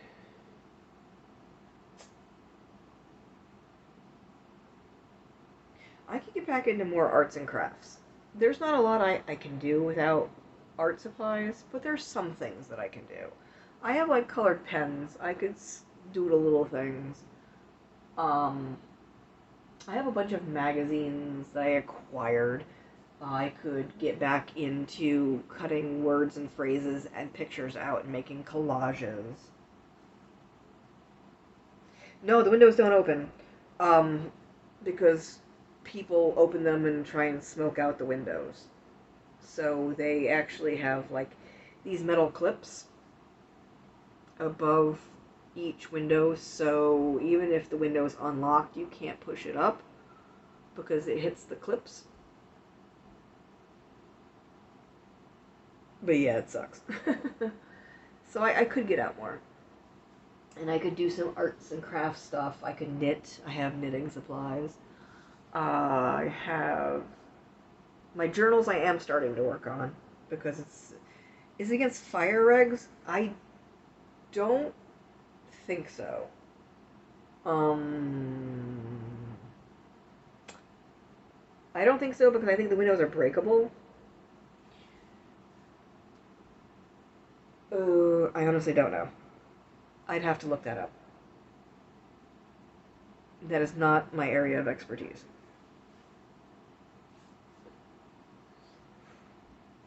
It's a good question, though. But, yeah. Unsure at this time. What else can I do? Something to switch things up. I haven't been as active on Twitch lately. Not just like streaming, but like in people's chats. I probably should get back into that and say hey to people that I haven't talked to in a while. Um, I've been having a hard time focusing, honestly. And it's like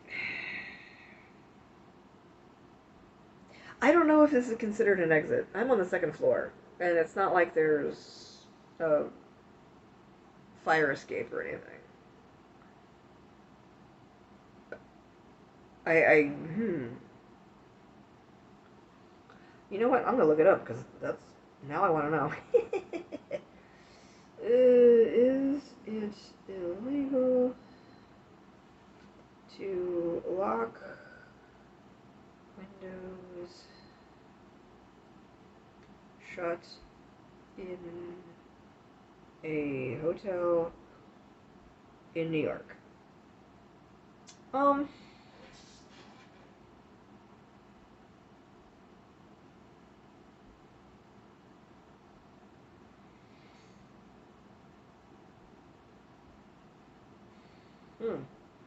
Now I gotta find an answer that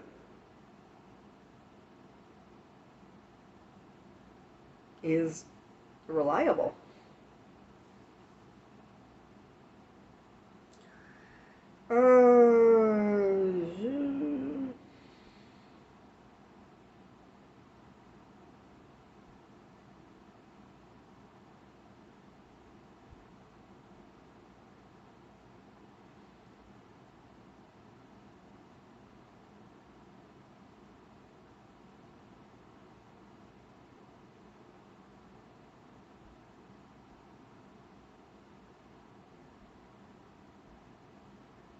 Okay. Um, this is from Fire Service and Regulation that if the windows are not able to open, there should be a way to safely break the window in case of emergencies.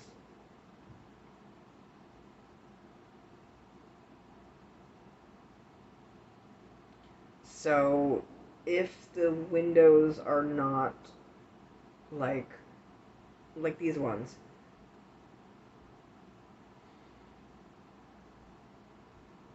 I mean, if there's a fire, I'm gonna put this damn chair through a fucking window if I have to. I don't have a problem with that. That's just me. But as far as law here where I am, I don't know. I guess that's a thing. That is interesting, though. I didn't know that.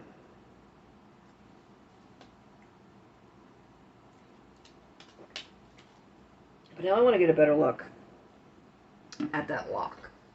Ooh, let me stand up. And maybe I'll take you guys with me.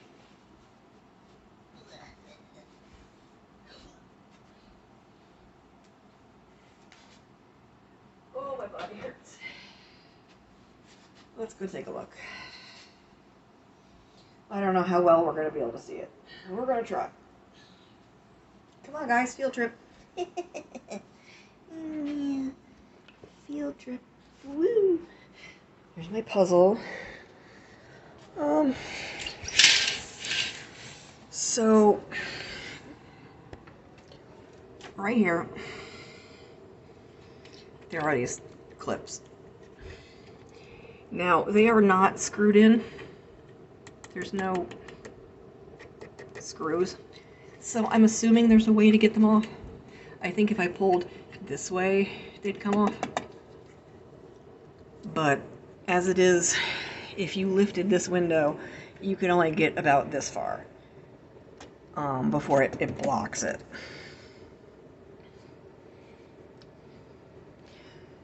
But, yeah. I'm sure there is a way to get them off. It just... yeah. You can't get them very far.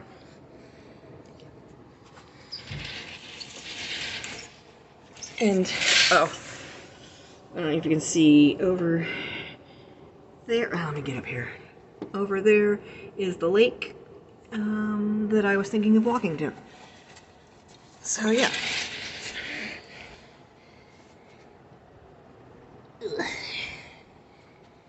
We're gonna go back. Look, I got a birthday card from my health insurance because I'm old. And there's my little decorative thingies. Yay!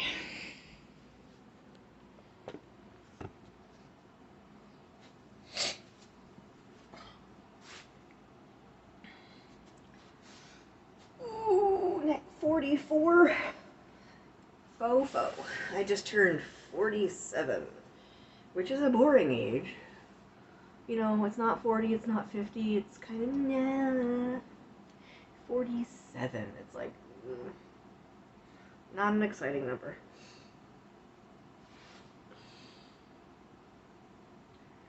I don't look a day over 30. I certainly feel like I'm about 102. Like, for real.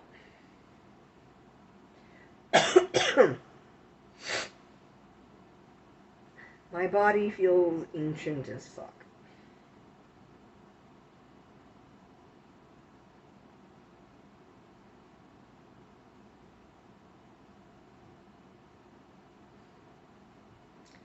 There's been no new questions on NGL.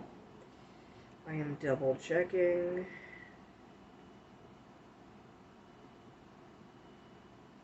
Nope, nothing new.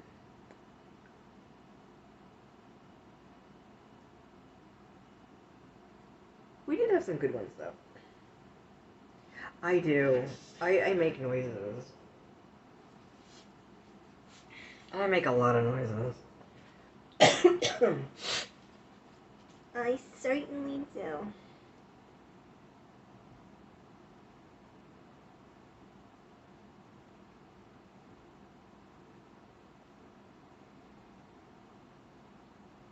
Oh, here's a good question.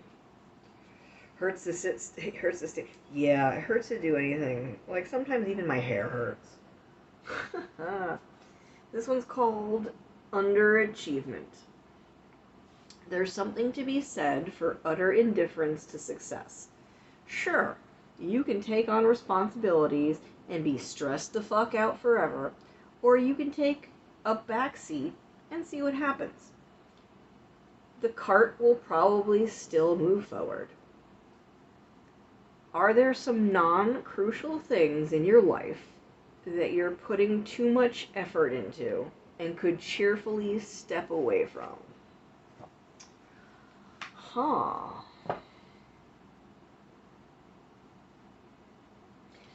Biggest one I can think of is my need to make everybody fucking happy all the time. Especially people I care about. Oh no, I have to pay for it. Unfortunately, I've run out of money. I have the first 2 weeks of this month, and then I'm fucked. Very fucked. Extremely fucked. Oh my god. Oh, things that I could step away from. Yeah, pleasing other people. That's a big one for me. Oh,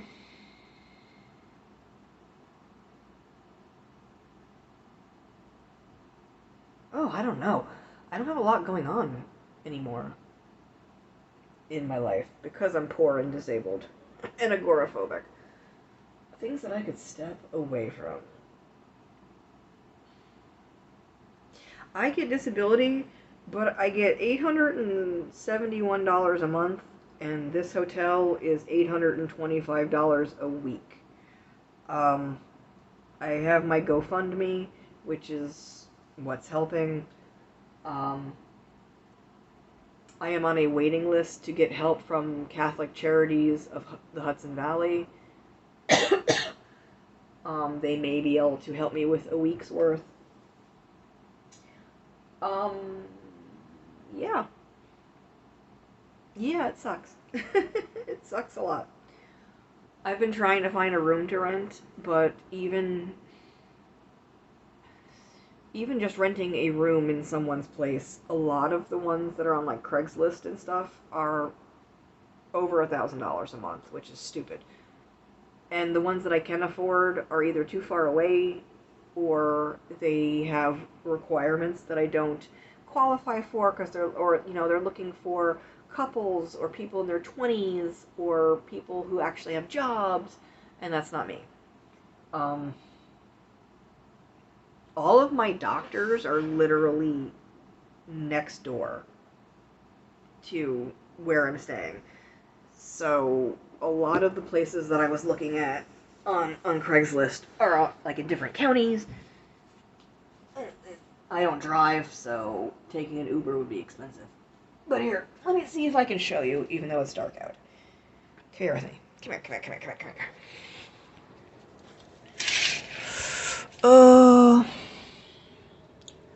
It's hard to see. You see that building right there? With the lights on? That's my doctor's office.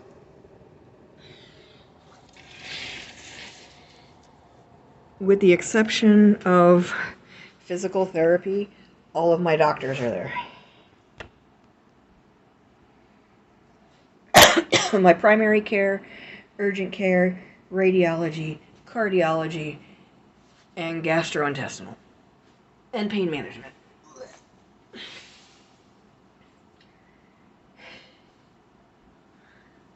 Move to the UK. Does the UK have disability sort of things like we have here?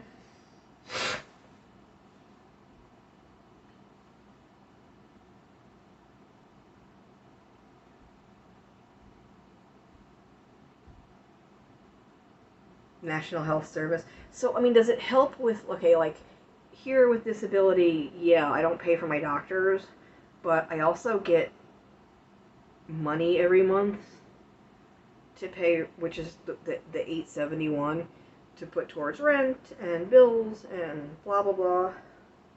Yeah, disability allowance. So you guys do have it over there. How is it? I mean, is it good? Is it shit? Is it hard to get?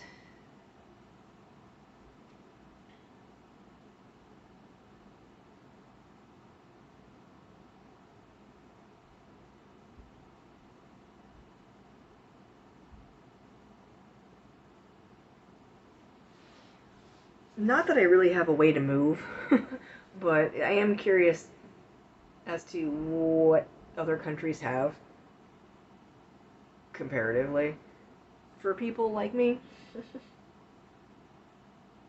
Because over here, it's like each state is different. Like, it was harder for me to get on disability in Florida than it is for me here in New York. Several benefits, personal independence payment, under state pension age. Okay, that would be something that I would need. Is it hard to get on? Like, applying, like here, like when I was in Florida and I applied, you have to show that you are disabled, and then I had to do,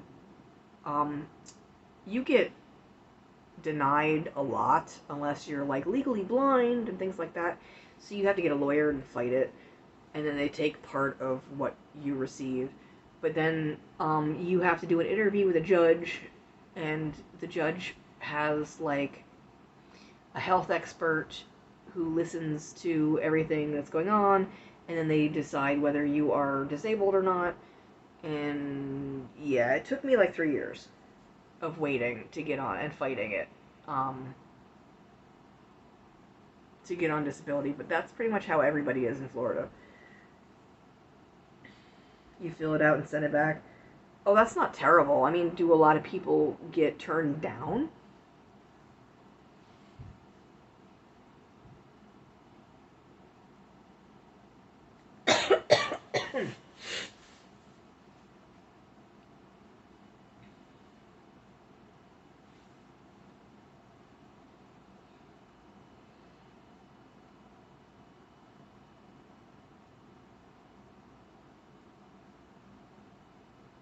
And I wonder if there's something, I wonder if they have something where if, like, you come from another country and you're already on disability in your country, if showing them that helps or not.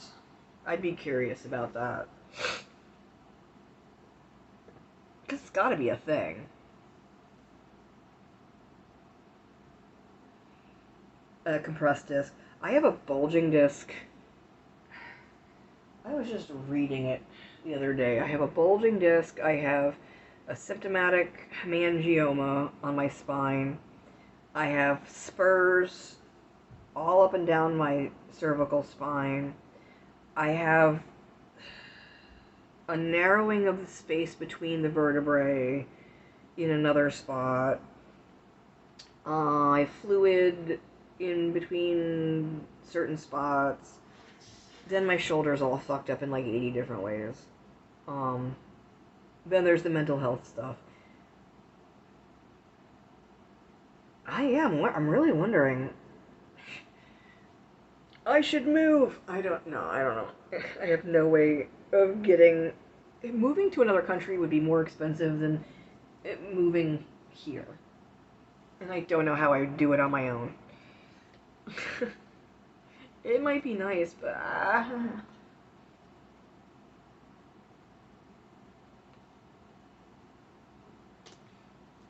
get on a boat.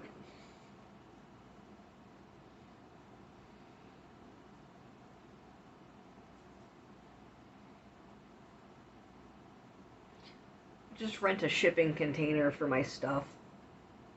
Hop on a boat. Like, toot toot bitches, I'm on my way.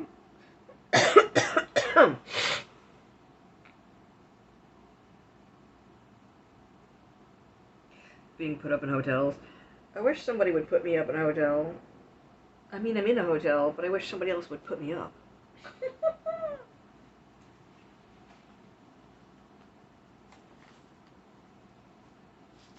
Ooh. Let me see. Let me find a new question.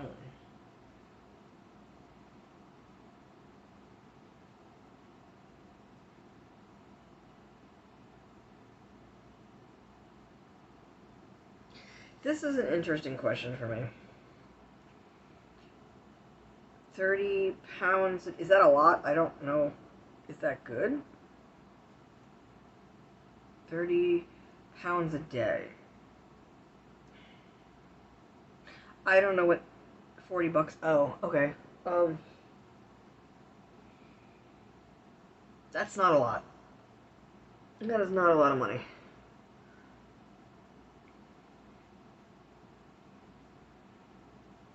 That is a tiny amount of money.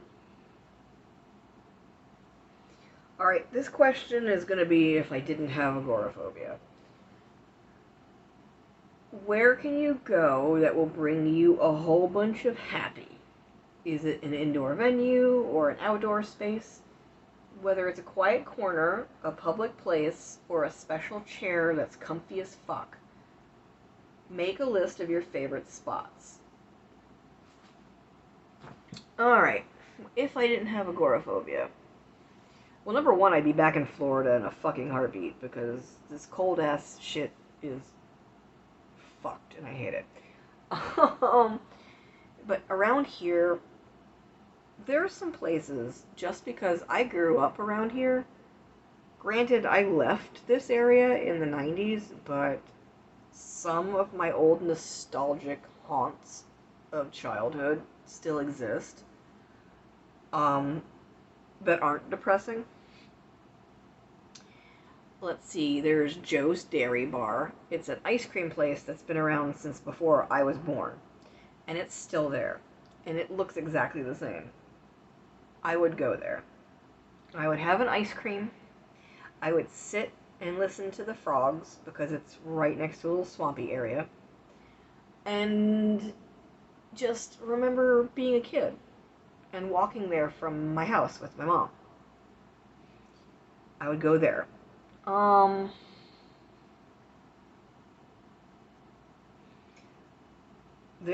I was a kid, I used to go to my Nana's house a lot.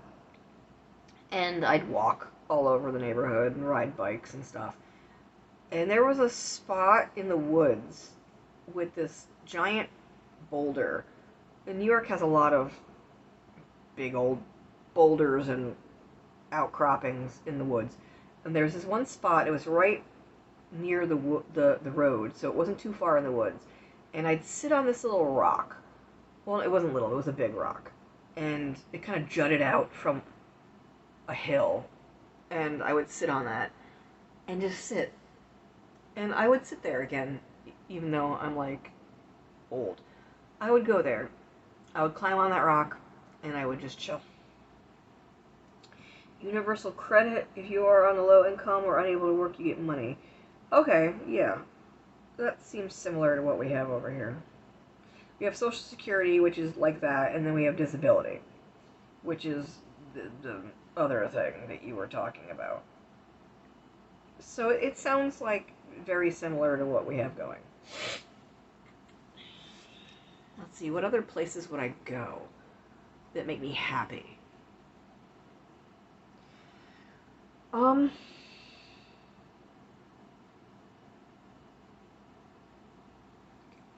It's been so long since I've lived here, and so much has changed.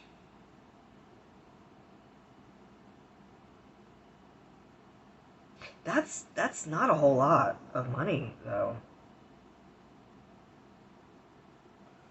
Like, let me convert what I'm making now, because I'm not good at that. Oh,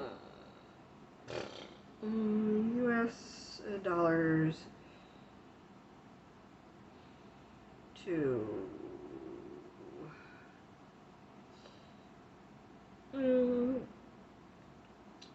so dollars to pounds. Right now I am making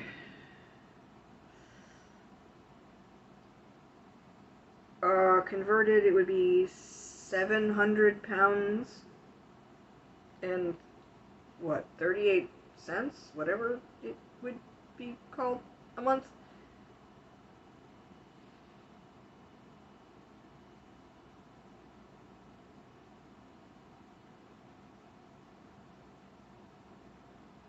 So I get 700 pounds a month converted, and then that pays my bills.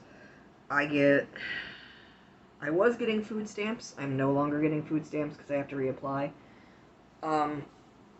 My insurance through disability covers all of my medical stuff, and I don't have to pay for that. And they do give me some money towards food and over-the-counter, like, health supplies, and I could use it to pay, like, utilities if I had any. But, yeah. Yeah. Yeah, I don't think there's a bot anymore. I have no idea if the bot is active.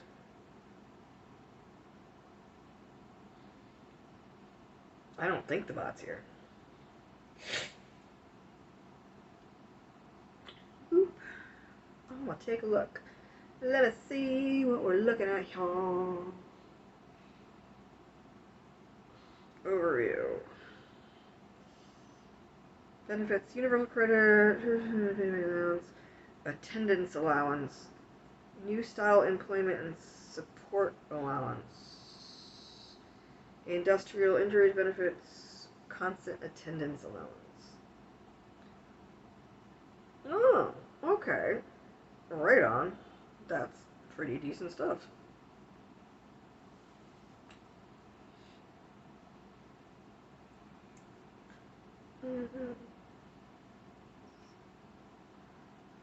What's this other one?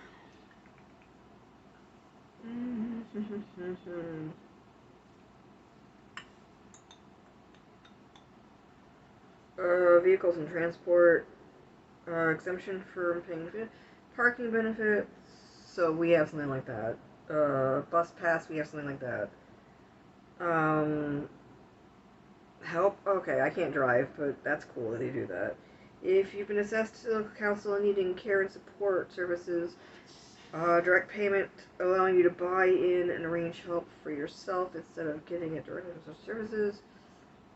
Money towards the cost of home adaptations. That's cool. I think we have something like that here too.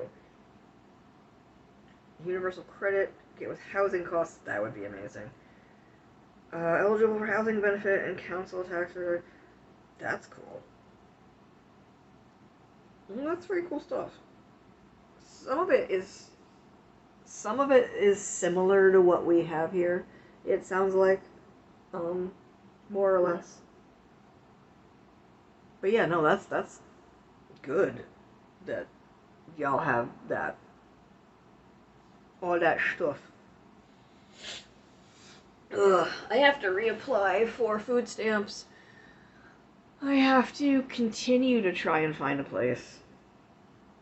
Oh, I don't know what I'm gonna do. I only have like a week and a half left in this. Oh god, no, I have a week left. Fuck, it's already almost the end of the week. Son of a bitch. Oh, stress. Stress and stress.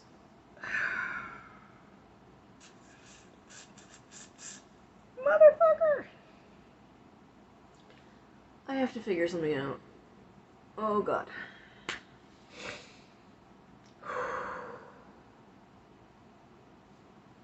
I am not gonna have a panic attack. I am not gonna have a panic attack. I am not going to have a panic attack. I am going to find us another question. Because I am not gonna have a panic attack. Oh!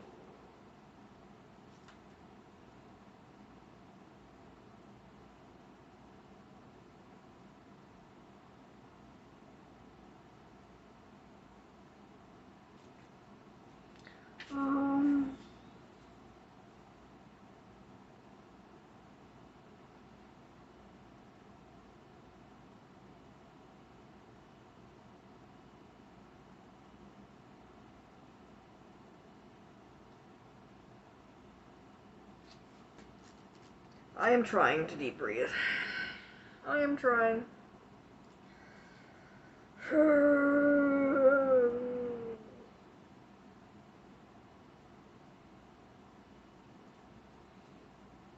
Alright, something in here is going to make me feel better. I'm gonna find one.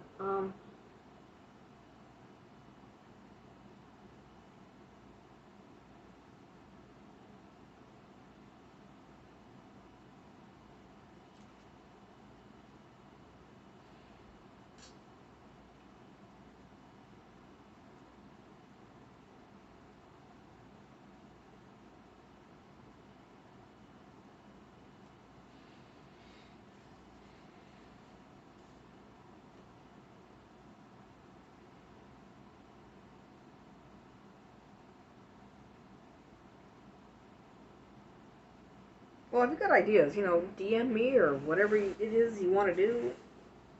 Text me something, whatever. Get your butt ready for bed. Getting distracted by booty pics. Yeah, I haven't had any to post in a while. Have not had any new ones.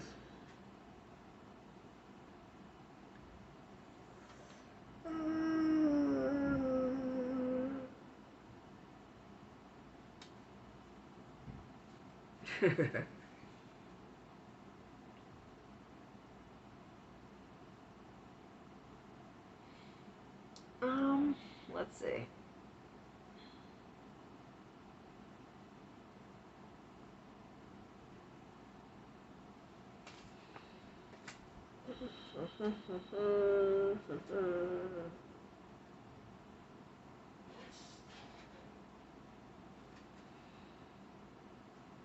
um,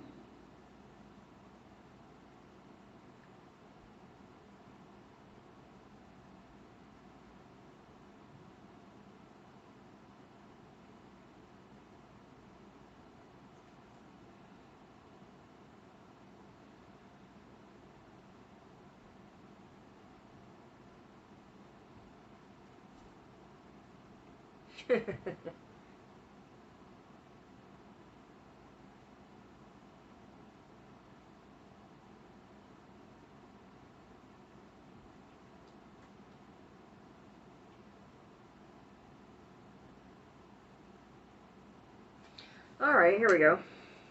Anything is possible if you've got enough nerve. Well, maybe not anything. Becoming supremely good at sword juggling when you have issues with spatial reasoning is dubious at best. Just as seeing 6 figures drop into your bank account for no reason is statistically unlikely. But that doesn't mean you shouldn't give your goals a shot. What are some things that you've been working up the nerve to do or try?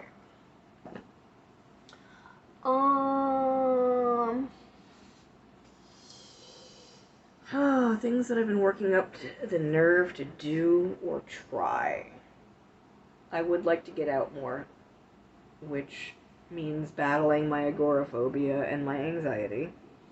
That's a big one.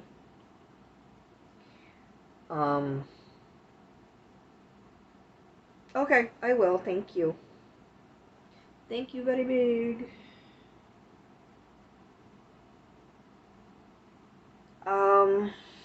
What else? The nerve to do or try.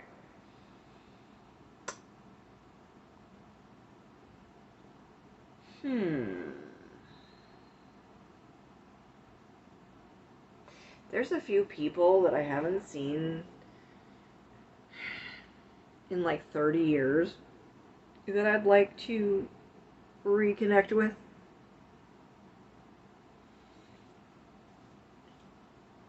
So that, I think, is definitely something I have to work up the nerve to do. Once upon a time, I was a lot more confident about my life and myself, where if I ran into them again, I'd be like, yeah, I'm amazing, how are you? And now is not that time. So it would take a lot for me to work up the nerve to go say hi. That is definitely something.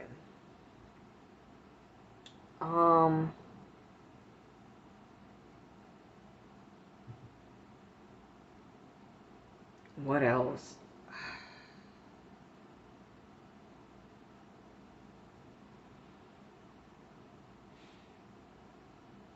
Most of the things that I would want to do or try require money that I just don't fucking have.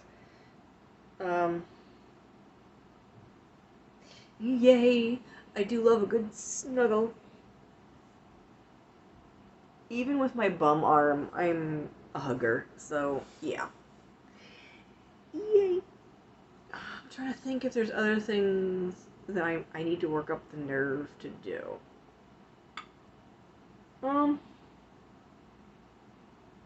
trying to reconnect with my family is another one. Um, but pretty much for the same reasons. Because I'm not in a good place. And most of my family members are. Plus, they haven't really talked to me in several decades. Yeah.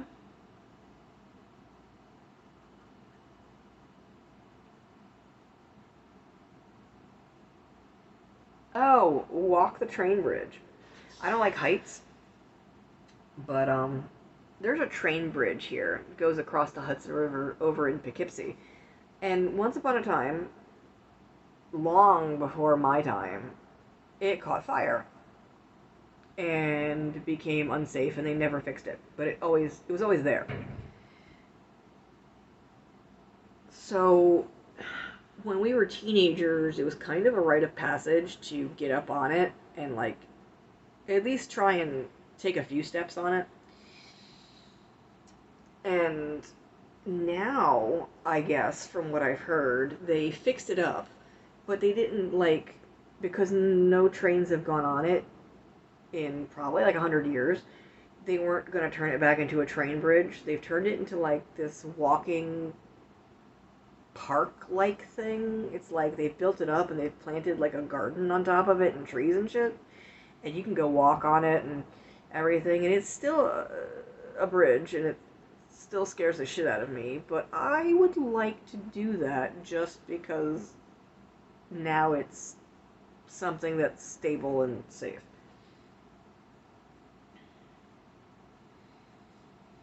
Too late where you regret it. Yeah, yeah, that's true. I mean, I have bucket list stuff, but most of that requires money. You know, visiting places and doing certain things. One thing I didn't do in Florida that I wanted to do was try parasailing, but I never got to do that. I'm sure they have it up here in the summertime, but that requires money. Yeah, Watership Down is still on my bucket list, but I don't really see it happening anytime soon. But it's definitely there.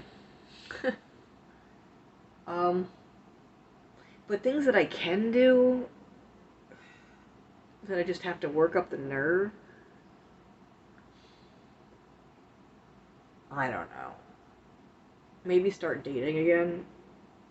I just don't see that happening. I honestly don't.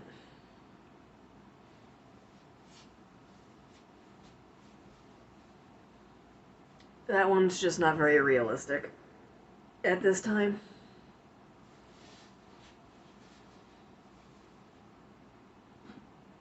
And it's not really all that important anyways, but I guess it's something that would require working up nerve. Let's see, what else?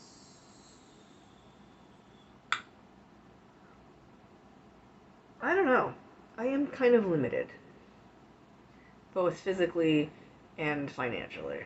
So not a lot I can do.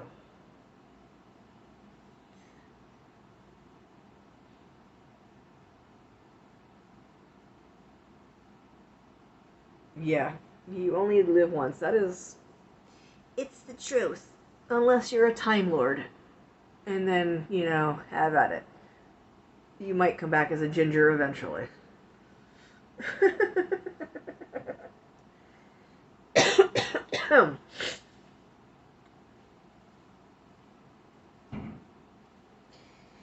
I think I might end it here, though. Been going 2.5 hours, and it is almost 11 p.m. here, so I may want to stop talking loudly because neighbors. But I think this is pretty good for a first run at Self Help Sunday. Maybe by next week we'll have more questions that we can answer. But I think this was good. I think this was great. I think a lot of questions got answered, a lot of cool stuff got discussed. Who knows, maybe someone will watch the VOD and it will help them. We shall see. But I enjoyed this. This was good. I think this was good for me as much as it could be good for other people.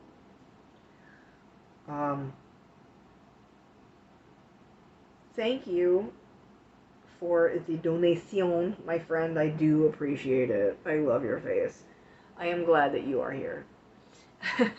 This was a good time. I enjoyed this. I enjoyed seeing all of you guys. I love you guys so much. I am glad that y'all are in my life. I am gonna get some food. I am definitely gonna get some food. I'm gonna get something healthy and maybe spicy because my sinuses are fucked. I'm gonna get some soup. I'm gonna get some I've got the flu kind of food.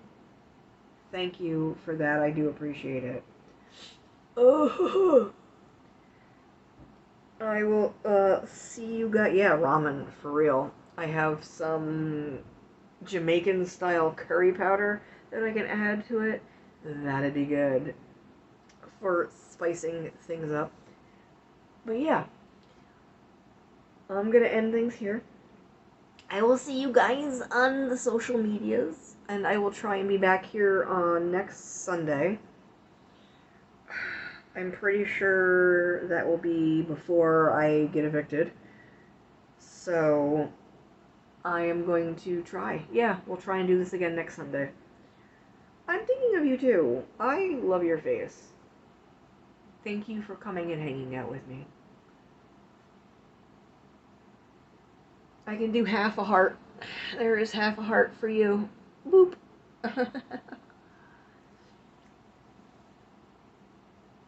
I will pretend that I am booping you. Boop. Boop. Alright, I love you guys. And I will see you on the flip side being social media. And hopefully I will see you here next week. I love your faces. I love your butts. Have a good night. Have a good rest of your Sunday. Have a great week. Be happy. Be healthy. And just know that I love you. Bye.